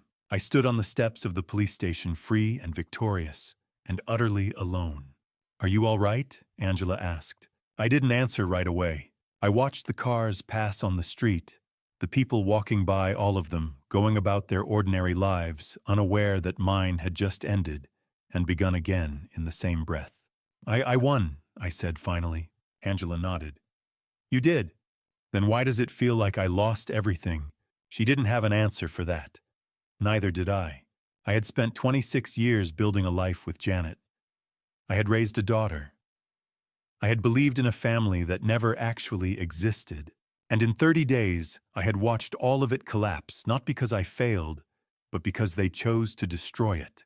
They had tried to ruin me. Instead, I had watched them ruin themselves. And somehow that was worse than any betrayal. The arrests made the front page. Wife and daughter conspire against retired engineer. The headline was everywhere.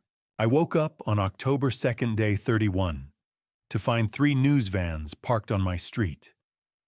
Reporters stood on my lawn with microphones, cameramen filming my house from every angle. I closed the blinds and stayed inside. My phone rang nonstop. Journalists asking for interviews. Former colleagues expressing shock. Friends I hadn't spoken to in years, reaching out with questions disguised as concern. I stopped answering. The headlines multiplied. Local news first, then regional. By the end of the week, the story went national. Husband uncovers month-long plot to end his life. Everything I had fought to keep private was now public. The affair, the poison, the forged documents, the staged accident. I had won. But winning came at the cost of privacy, peace, and the last remaining fragments of the life I thought I had. On October 3rd, my neighbor Alice Henderson knocked on my door. She was 72, a widow who had lived next door for 15 years. She'd brought casseroles when Taylor was sick as a child. She'd attended our anniversary parties. I always thought Janet was such a devoted wife, she said softly. I'm so sorry, Stellan. I never would have guessed. I nodded, unsure how to respond. How do you accept sympathy for something you yourself failed to see for 26 years? Not everyone was kind. Some neighbors stared when I checked the mail. Others whispered when I drove past. I became the man whose wife tried to poison him, a curiosity, a tragedy, a warning. On October 5th, day 33, I attended the arraignment. The courtroom was packed. Reporters filled the back rows. I sat in the front, beside Angela, flanked by Detective Rachel Hammond and Howard Russell. When Janet, Taylor, and Brian were brought in, all 3 wore orange jumpsuits and handcuffs. I hadn't seen them since the police station. Janet looked smaller, stripped of makeup, her hair pulled back. Taylor wouldn't meet my eyes. Brian stared straight ahead, jaw tight. The charges were read aloud: conspiracy to commit fraud, financial exploitation, forgery, conspiracy to cause intentional harm. The list lasted nearly 10 minutes. The judge denied bail for all 3. Flight risk, severity, danger to the victim. They were led back out, and I felt nothing. No satisfaction, no anger, just a hollow emptiness. That afternoon, Mr. Warren called. "The company stands behind you completely, Stellan. What she did, I'm so sorry." I thanked him. A few colleagues reached out, some sincere, others clearly hungry for details. I stopped replying.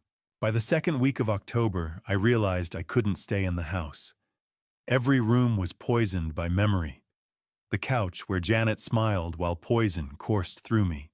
The dining table where we ate while she planned my death. I packed essentials, clothes, documents, my laptop.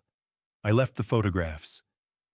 Every smiling image felt like a lie. Bill Thompson offered his guest room. "As long as you need it," he said. I moved in on October 20th. On October 25th, I listed the house for sale. $850,000. The agent, Brenda Collins, was gentle but honest. "With the circumstances," she said, "buyers will know. Tell them everything," I replied. "I have nothing to hide." The house sold in 3 weeks to an out-of-state couple unfamiliar with the story. I signed the paperwork in Angela's office and walked away from 18 years of my life. Angela suggested therapy. Dr. Helen Morrison, a trauma specialist. I resisted. I'd spent 30 days calculating every move, controlling every emotion. I thought I was fine. But on November 3rd, I sat across from Dr. Morrison. "Tell me what happened," she said. I talked for an hour. About the overheard phone call, hiring Angela and Howard, the poison, the forgery, the confrontation, the arraignment, the house I couldn't live in, the family I'd lost. When I finished, she leaned forward. "You spent a month performing, Stellan, calculating, controlling. It's okay to stop now." Something broke. I buried my face in my hands and cried for the first time since it began. I cried for the marriage that was never real, for the daughter who chose money over her father's life, for 26 years spent believing in something that didn't exist. Dr. Morrison sat quietly, letting me fall apart. "You won the war," she said gently. "Now you have to learn how to live with the victory." By mid-November, Howard called again. 3 more women had come forward against Brian Caldwell. Same pattern: intimacy, manipulation, financial exploitation. Federal charges were added: wire fraud, extortion, racketeering. Brian's case had grown beyond me. He wasn't just a lover. He was a predator with a system. The district attorney estimated Brian faced 40 years. Janet and Taylor each faced 25. I told Dr. Morrison during our 3rd session. "Does it help?" she asked. "No," I said. "It just makes me sad I wasn't the first." "But you were the first to fight back," she replied. "Because of you, others found the courage to speak." Maybe that mattered. I spent the rest of November in Bill's guest room. Therapy twice a week. No news. No interviews. Just trying to understand who I was now. I had protected my money. I had sent my enemies to prison. I had walked out of that police station alive. But freedom, I was learning, wasn't the same as peace. After 30 days of composure, I finally collapsed in a therapist's office.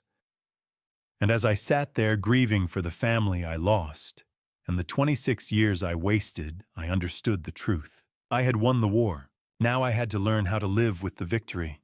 The trial lasted 9 months. 9 months of reliving the worst period of my life in exacting, relentless detail. November and December of 2020 were consumed by pretrial motions and plea negotiations.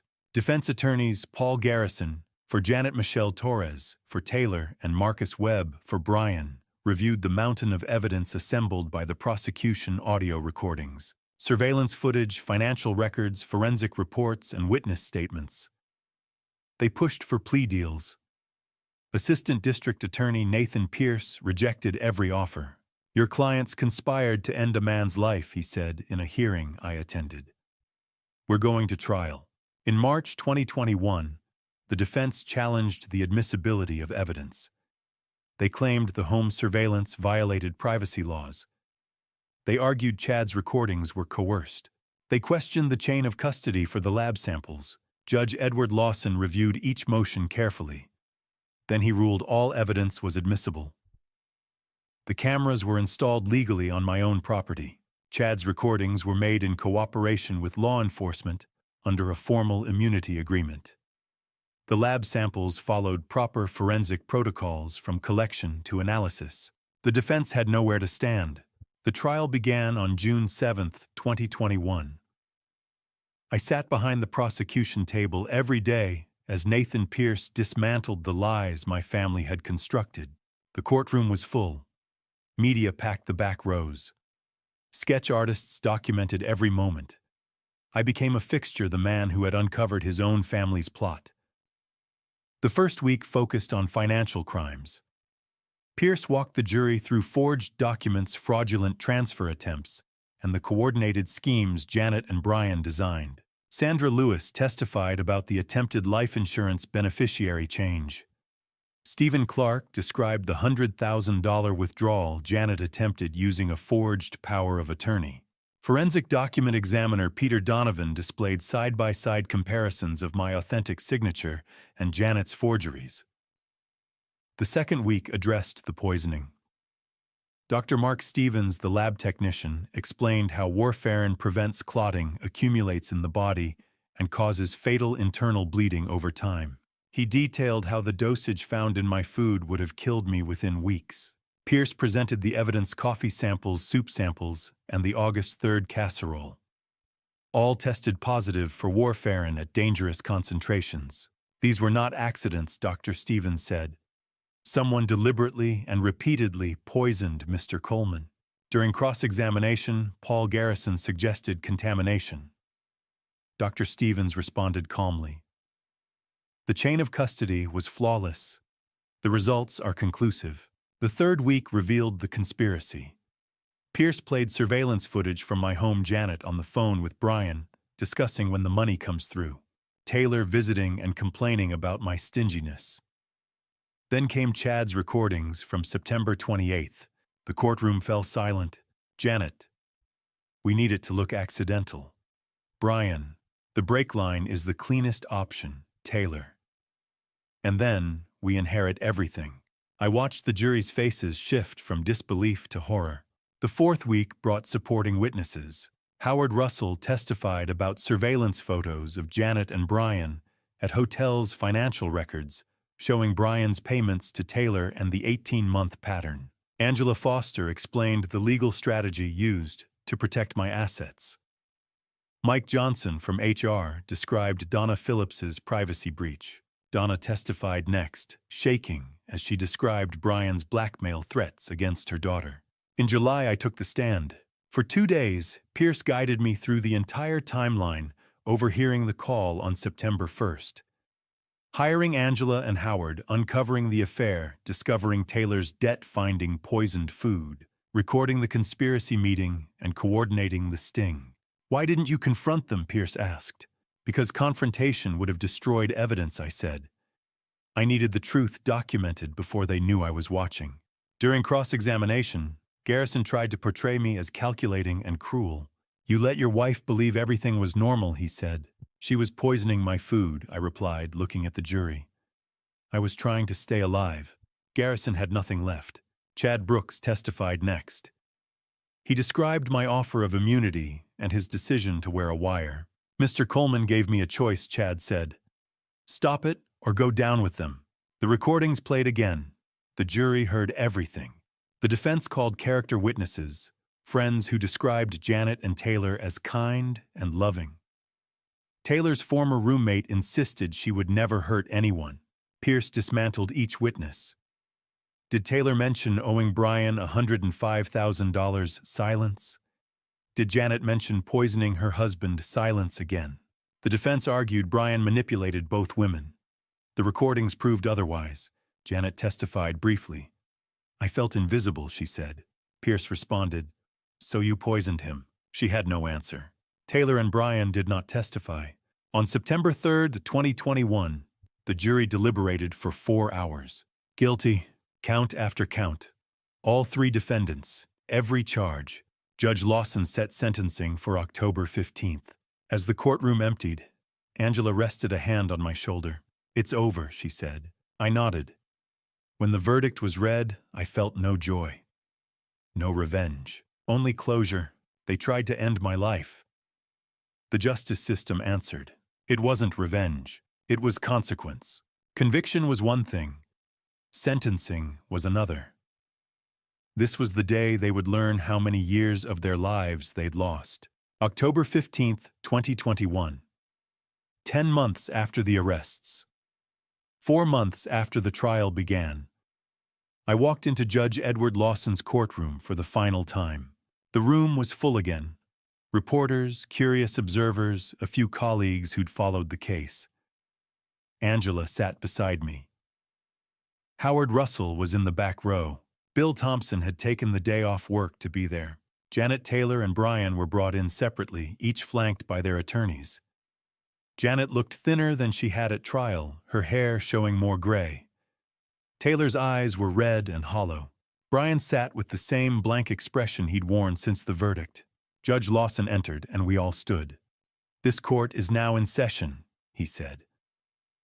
"We're here for sentencing in the matter of the people versus Janet Coleman, Taylor Coleman, and Brian Caldwell. Before I proceed, I'm offering Mr. Stellan Coleman the opportunity to deliver a victim impact statement." I stood. My hands were steady. I'd written this statement weeks ago, revised it a dozen times, practiced it in front of Dr. Morrison. But now standing in that courtroom, with everyone watching, the words felt heavier than I'd expected. "Your Honor," I began. "For 32 years, I worked to build a life, a home, a family. I thought I was building something real, but it was built on lies. My wife didn't just betray me, she tried to end my life. My daughter, the child I raised, loved, sacrificed for, agreed to help. Not because she was scared, not because she was protecting anyone, because of money." I paused, looking at Janet and Taylor. Neither of them met my eyes. "I'm not asking for maximum sentences because of hatred," I continued. "I'm asking because they need to understand that you can't attempt to harm someone and then expect mercy when you're caught. Actions have consequences. And when your actions involve poison, forgery, and conspiracy, the consequences should be severe." I sat down. The courtroom was silent. Judge Lawson nodded. "Thank you, Mr. Coleman." He turned to the defense attorneys. "Does the defense wish to make any statements before sentencing?" Paul Garrison stood first, representing Janet. "Your Honor, Mrs. Coleman is 52 years old. She made terrible choices, but she has no prior criminal record. Judge Lawson interrupted. "She poisoned her husband, deliberately and repeatedly. That is the definition of dangerous, Mr. Garrison." Garrison sat down defeated. Michelle Torres rose next for Taylor. "Your Honor, my client is only 24. She was manipulated by an older, more experienced financial predator.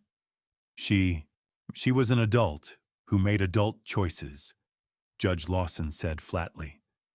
"She sat in a meeting and agreed to a plan that would have ended her father's life. That's not manipulation.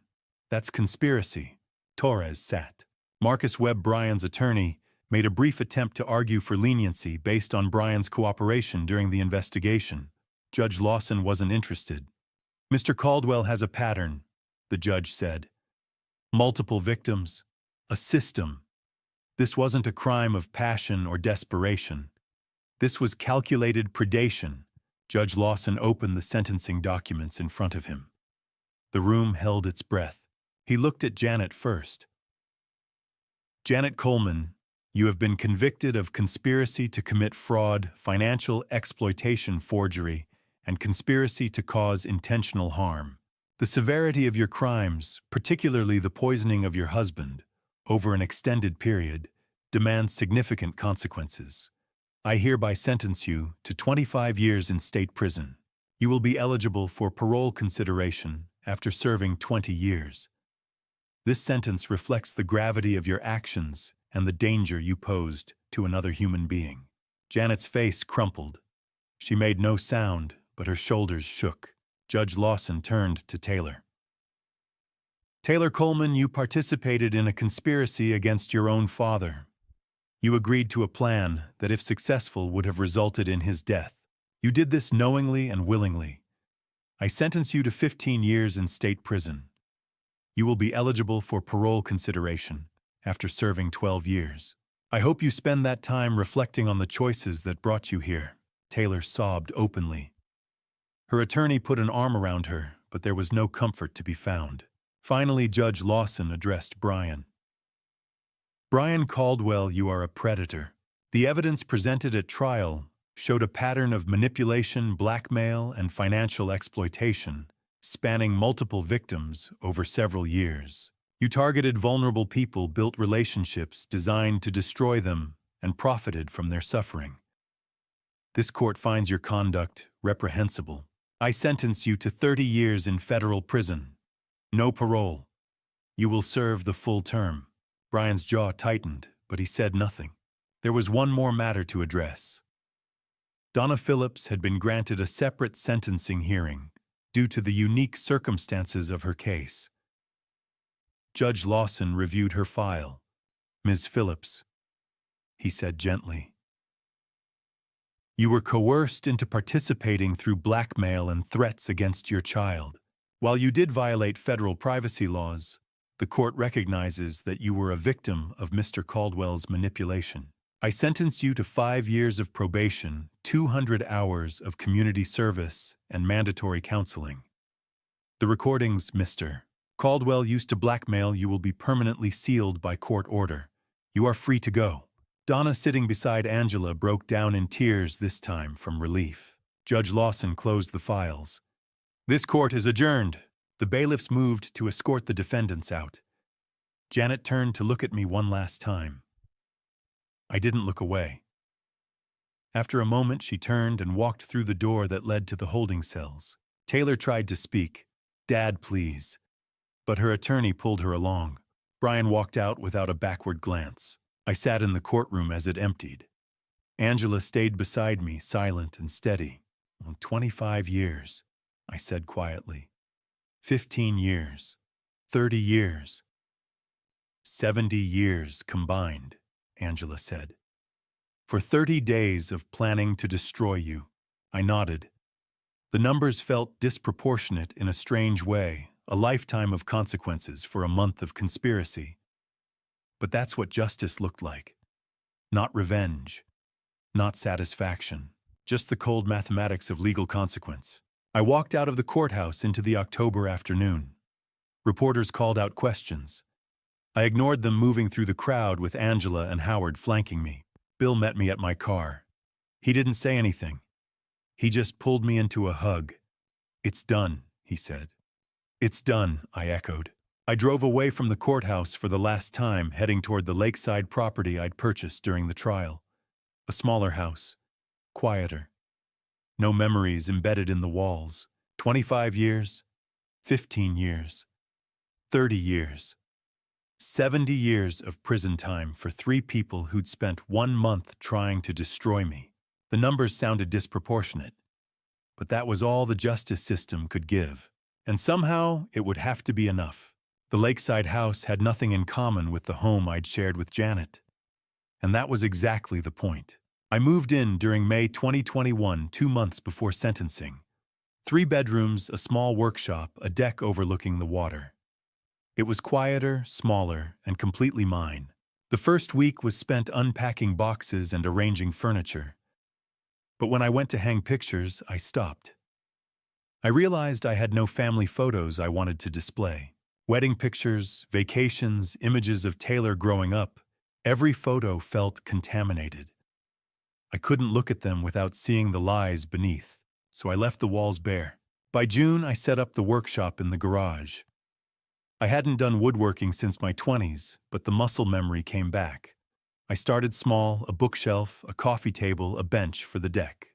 The work was slow and deliberate, grounding in a way I hadn't expected. Bill Thompson stopped by one Saturday and found me sanding a tabletop. "You're good at this," he said. "It keeps my hands busy," I replied. "Keeps my head quiet." "That's exactly what you need." He was right. Building something tangible, something honest, helped. Every joint I fitted reminded me I could still create things that lasted. Therapy with Dr. Helen Morrison continued through the summer. Weekly at first, then every 2 weeks. "You're not performing anymore," she said in August. "You're letting yourself feel." "Feeling hurts," I said. "That's how healing starts." I wasn't convinced, but I kept going. In September, I began volunteering at the local Veterans Center. They needed help with job training, resumes, interviews, career planning. I wasn't a veteran, but I had decades of professional experience and time to give. The veterans gave me perspective. I met men who'd lost limbs, friends, families. Betrayal and loss weren't unique to me. They were human experiences. Knowing that helped. One counselor, Robert, pulled me aside. "They trust you," he said. "You should keep coming." So I did. In October, I joined a local hiking group. Weekend trails, casual conversations with people who didn't know my story. Being anonymous again felt like breathing. One regular, Maria Santos, invited me for coffee after a hike. She was 57, a nurse divorced for years. We talked easily about trails, weather work. "We should do this again," she said. Maybe, I replied. I wasn't ready, but the possibility felt like progress. In June, I did something I'd been considering for months. I established an education trust for Lily Phillips, $50,000 for her future. I asked Donna to meet me at Angela's office. She arrived nervous. Angela explained the trust. Donna stared at the documents, then at me. "Why would you do this?" she asked. "Because Lily is innocent," I said. "And you deserve a future without Brian's shadow," Donna cried. I stayed quiet. In September, Donna and Lily visited the lake house. Lily hid behind her mother at first, then ran to the dock when she saw the water. "Can I draw it?" she asked. I found paper and pencils. She sketched the lake, the trees, the ducks. When she finished, she handed it to me. "For your house," she said. "So it's not empty." I taped it to the refrigerator, the first picture that mattered. In November, Mr. Warren stopped by with whiskey. We sat on the deck at sunset. "How are you really doing?" he asked. "I'm surviving," I said. "Some days that's enough." He nodded. "It gets easier. Slowly, but it does." "Did you ever trust again?" "Yes," he said. "Differently." By December, 1 year after the arrests, I had a rhythm. Therapy every 2 weeks, volunteering twice a month, hiking on weekends, woodworking at night, quiet dinners with Bill, occasional coffee with Maria. It wasn't the retirement I'd imagined. No wife, no daughter visiting, no grandchildren someday. But there was peace. Fragile, earned peace. One evening in late December, I sat on the deck watching the sunset stain the lake gold. A fishing rod rested unused beside me. Steam rose from my coffee. I thought about the man I'd been a year earlier, standing in a garage at midnight, watching my life collapse. I wasn't that man anymore. 1 year ago, I had a family, I said to the empty deck. Now I have this. The quiet water, the simple house. This isn't what I wanted, but maybe it's what I needed. At 60, I was starting over. No legacy, no partner. But as the sun disappeared, I understood something. I was free, truly free. Free from lies, free from performance, free from fear. And that freedom, hard, lonely earned, was worth more than any amount of money. 2 years after the arrests, a letter arrived with a postmark from inside a prison. I was 61 years old, sitting at my kitchen table with morning coffee when I saw the return address, Women's Correctional Facility. Sender Taylor Coleman, inmate number 847392. I stared at the envelope for a long time. The handwriting was hers, careful, slightly slanted to the right, the way she'd been taught in elementary school. I remembered helping her practice cursive at this same kitchen table back when we lived in a different house in a different life. I set down my coffee and opened the envelope slowly. The letter was 3 pages handwritten on lined paper. I unfolded it and began to read. "Dad, I don't expect you to forgive me. I don't deserve that. I helped plan to harm you. I sat in that meeting and said yes when they talked about staging an accident. I did it for money. I didn't earn money that wasn't mine money. I wanted badly enough to destroy you for it. I was 24. That's not an excuse. It's just a fact. I was old enough to know better. Brian manipulated me. He loaned me money I couldn't pay back, made me dependent, told me you were selfish for not giving me more. But I let him. Mom poisoned my mind about you for years, said you cared more about work than about us. But I listened. I have 13 more years to think about what I did. 13 years to sit in this cell and remember the father who taught me to ride a bike, who paid for my college, who would have done anything for me, and how I repaid him. I don't know who I'll be when I get out at 39. I don't know if I'll even recognize myself. But I really hope I'll become someone you wouldn't be ashamed of. I'm not asking for a reply. I'm not begging for forgiveness. I just wanted you to know I'm sorry. I'm so sorry. I love you, Dad. I always have, even when I was too stupid and selfish to show it. Taylor, I set the letter down. My hands were shaking slightly. I stood up, poured another cup of coffee, and sat back down. I read the letter again. I'm sorry. I'm so sorry. Was she truly remorseful? Or was this prison remorse the kind that comes from consequences, not from genuine understanding of harm done I couldn't know? There was no way to know. I thought about the Taylor I'd raised. The little girl who used to climb into my lap and ask me to read her bedtime stories. The teenager who'd called me from college homesick and scared during her first week away. The young woman who'd sat across from me at breakfast and asked about retirement plans while already plotting with Brian and Janet. Which Taylor was real, maybe they all were. Maybe people contained multitudes capable of love and betrayal in the same breath.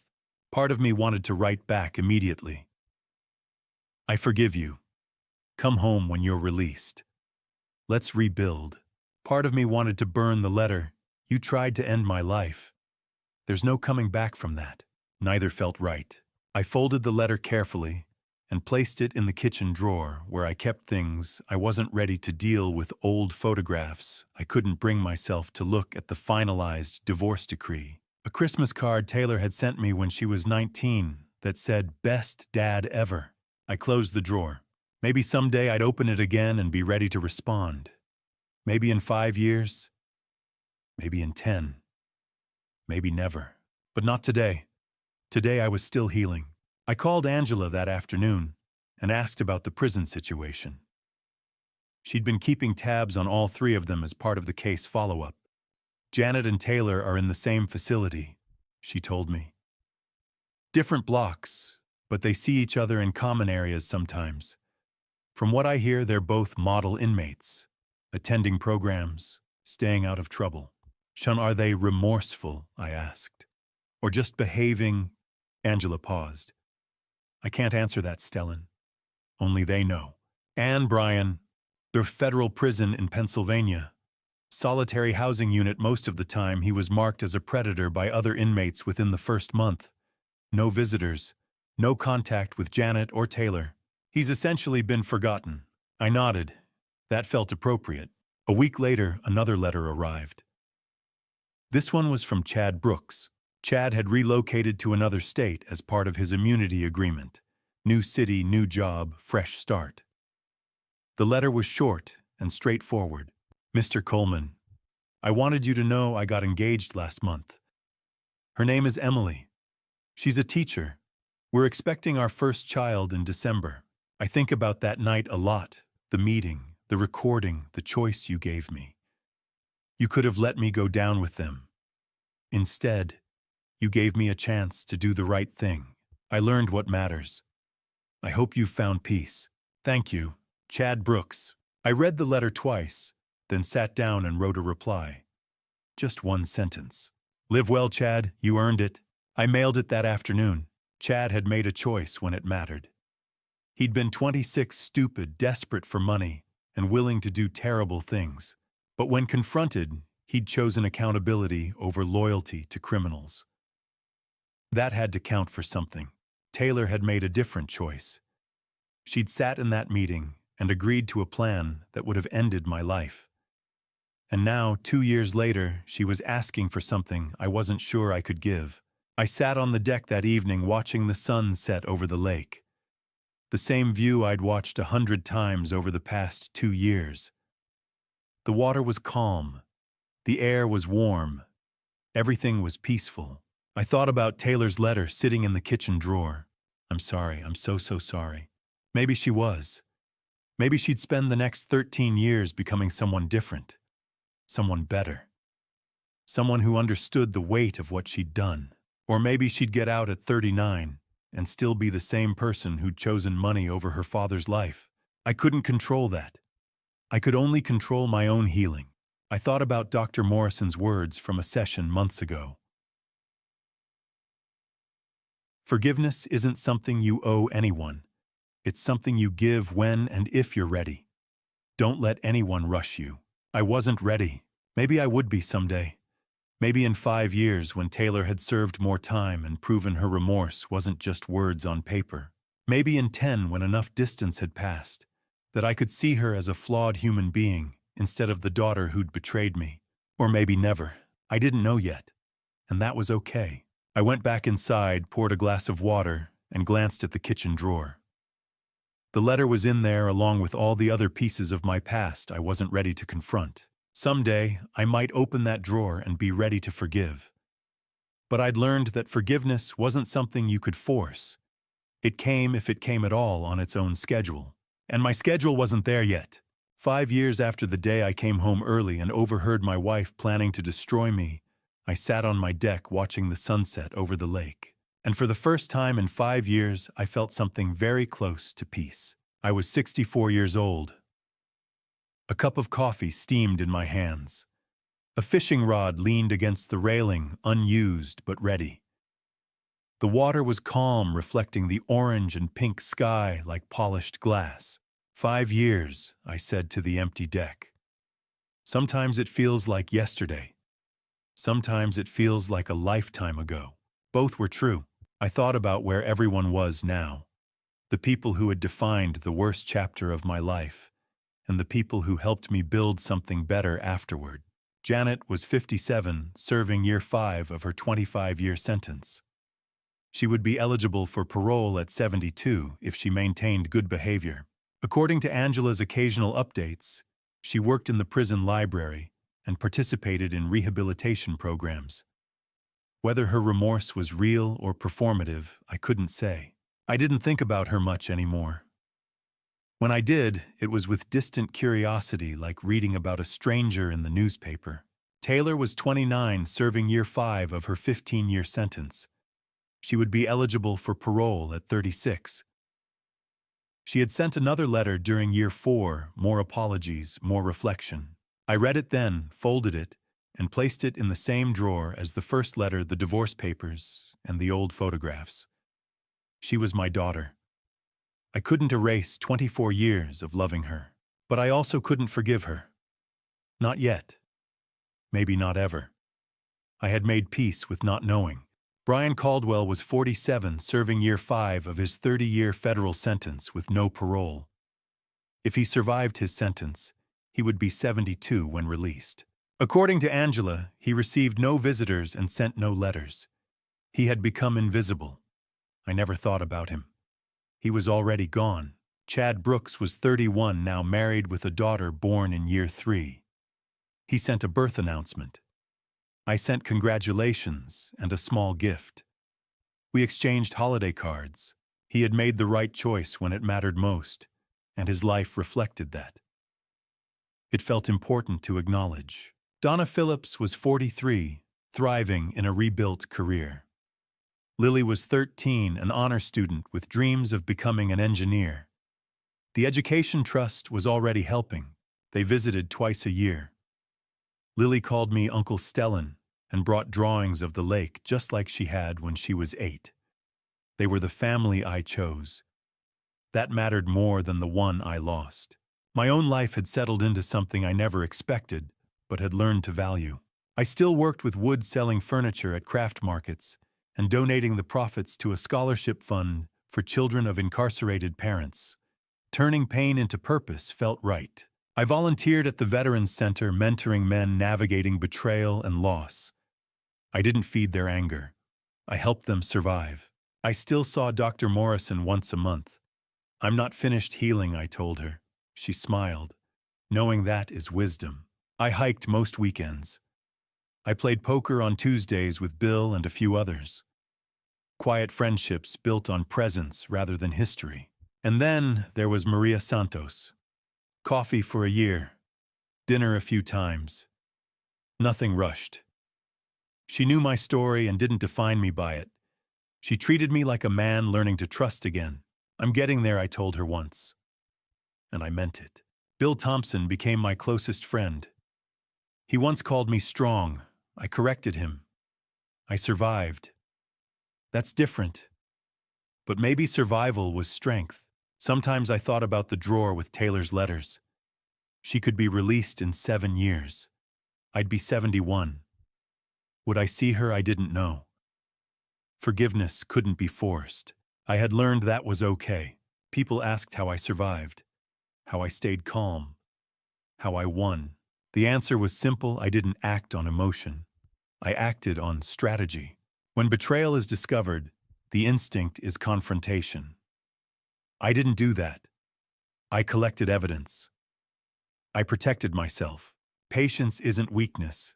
It's power. They spent 30 days planning my destruction. I spent 30 days building the prison that would hold them. Justice doesn't need drama.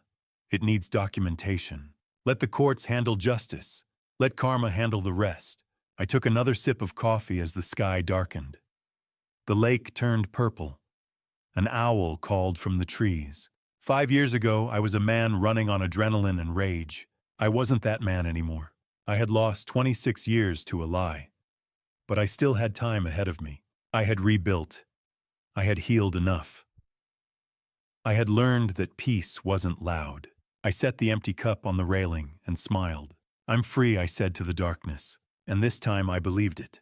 And to you listening to this family story, remember this. When betrayal comes from the people you love most, your first instinct will be to react with emotion, to confront, to explode. I'm telling you, don't do it. Don't be like me in that sense. Yes, I survived. Yes, I won.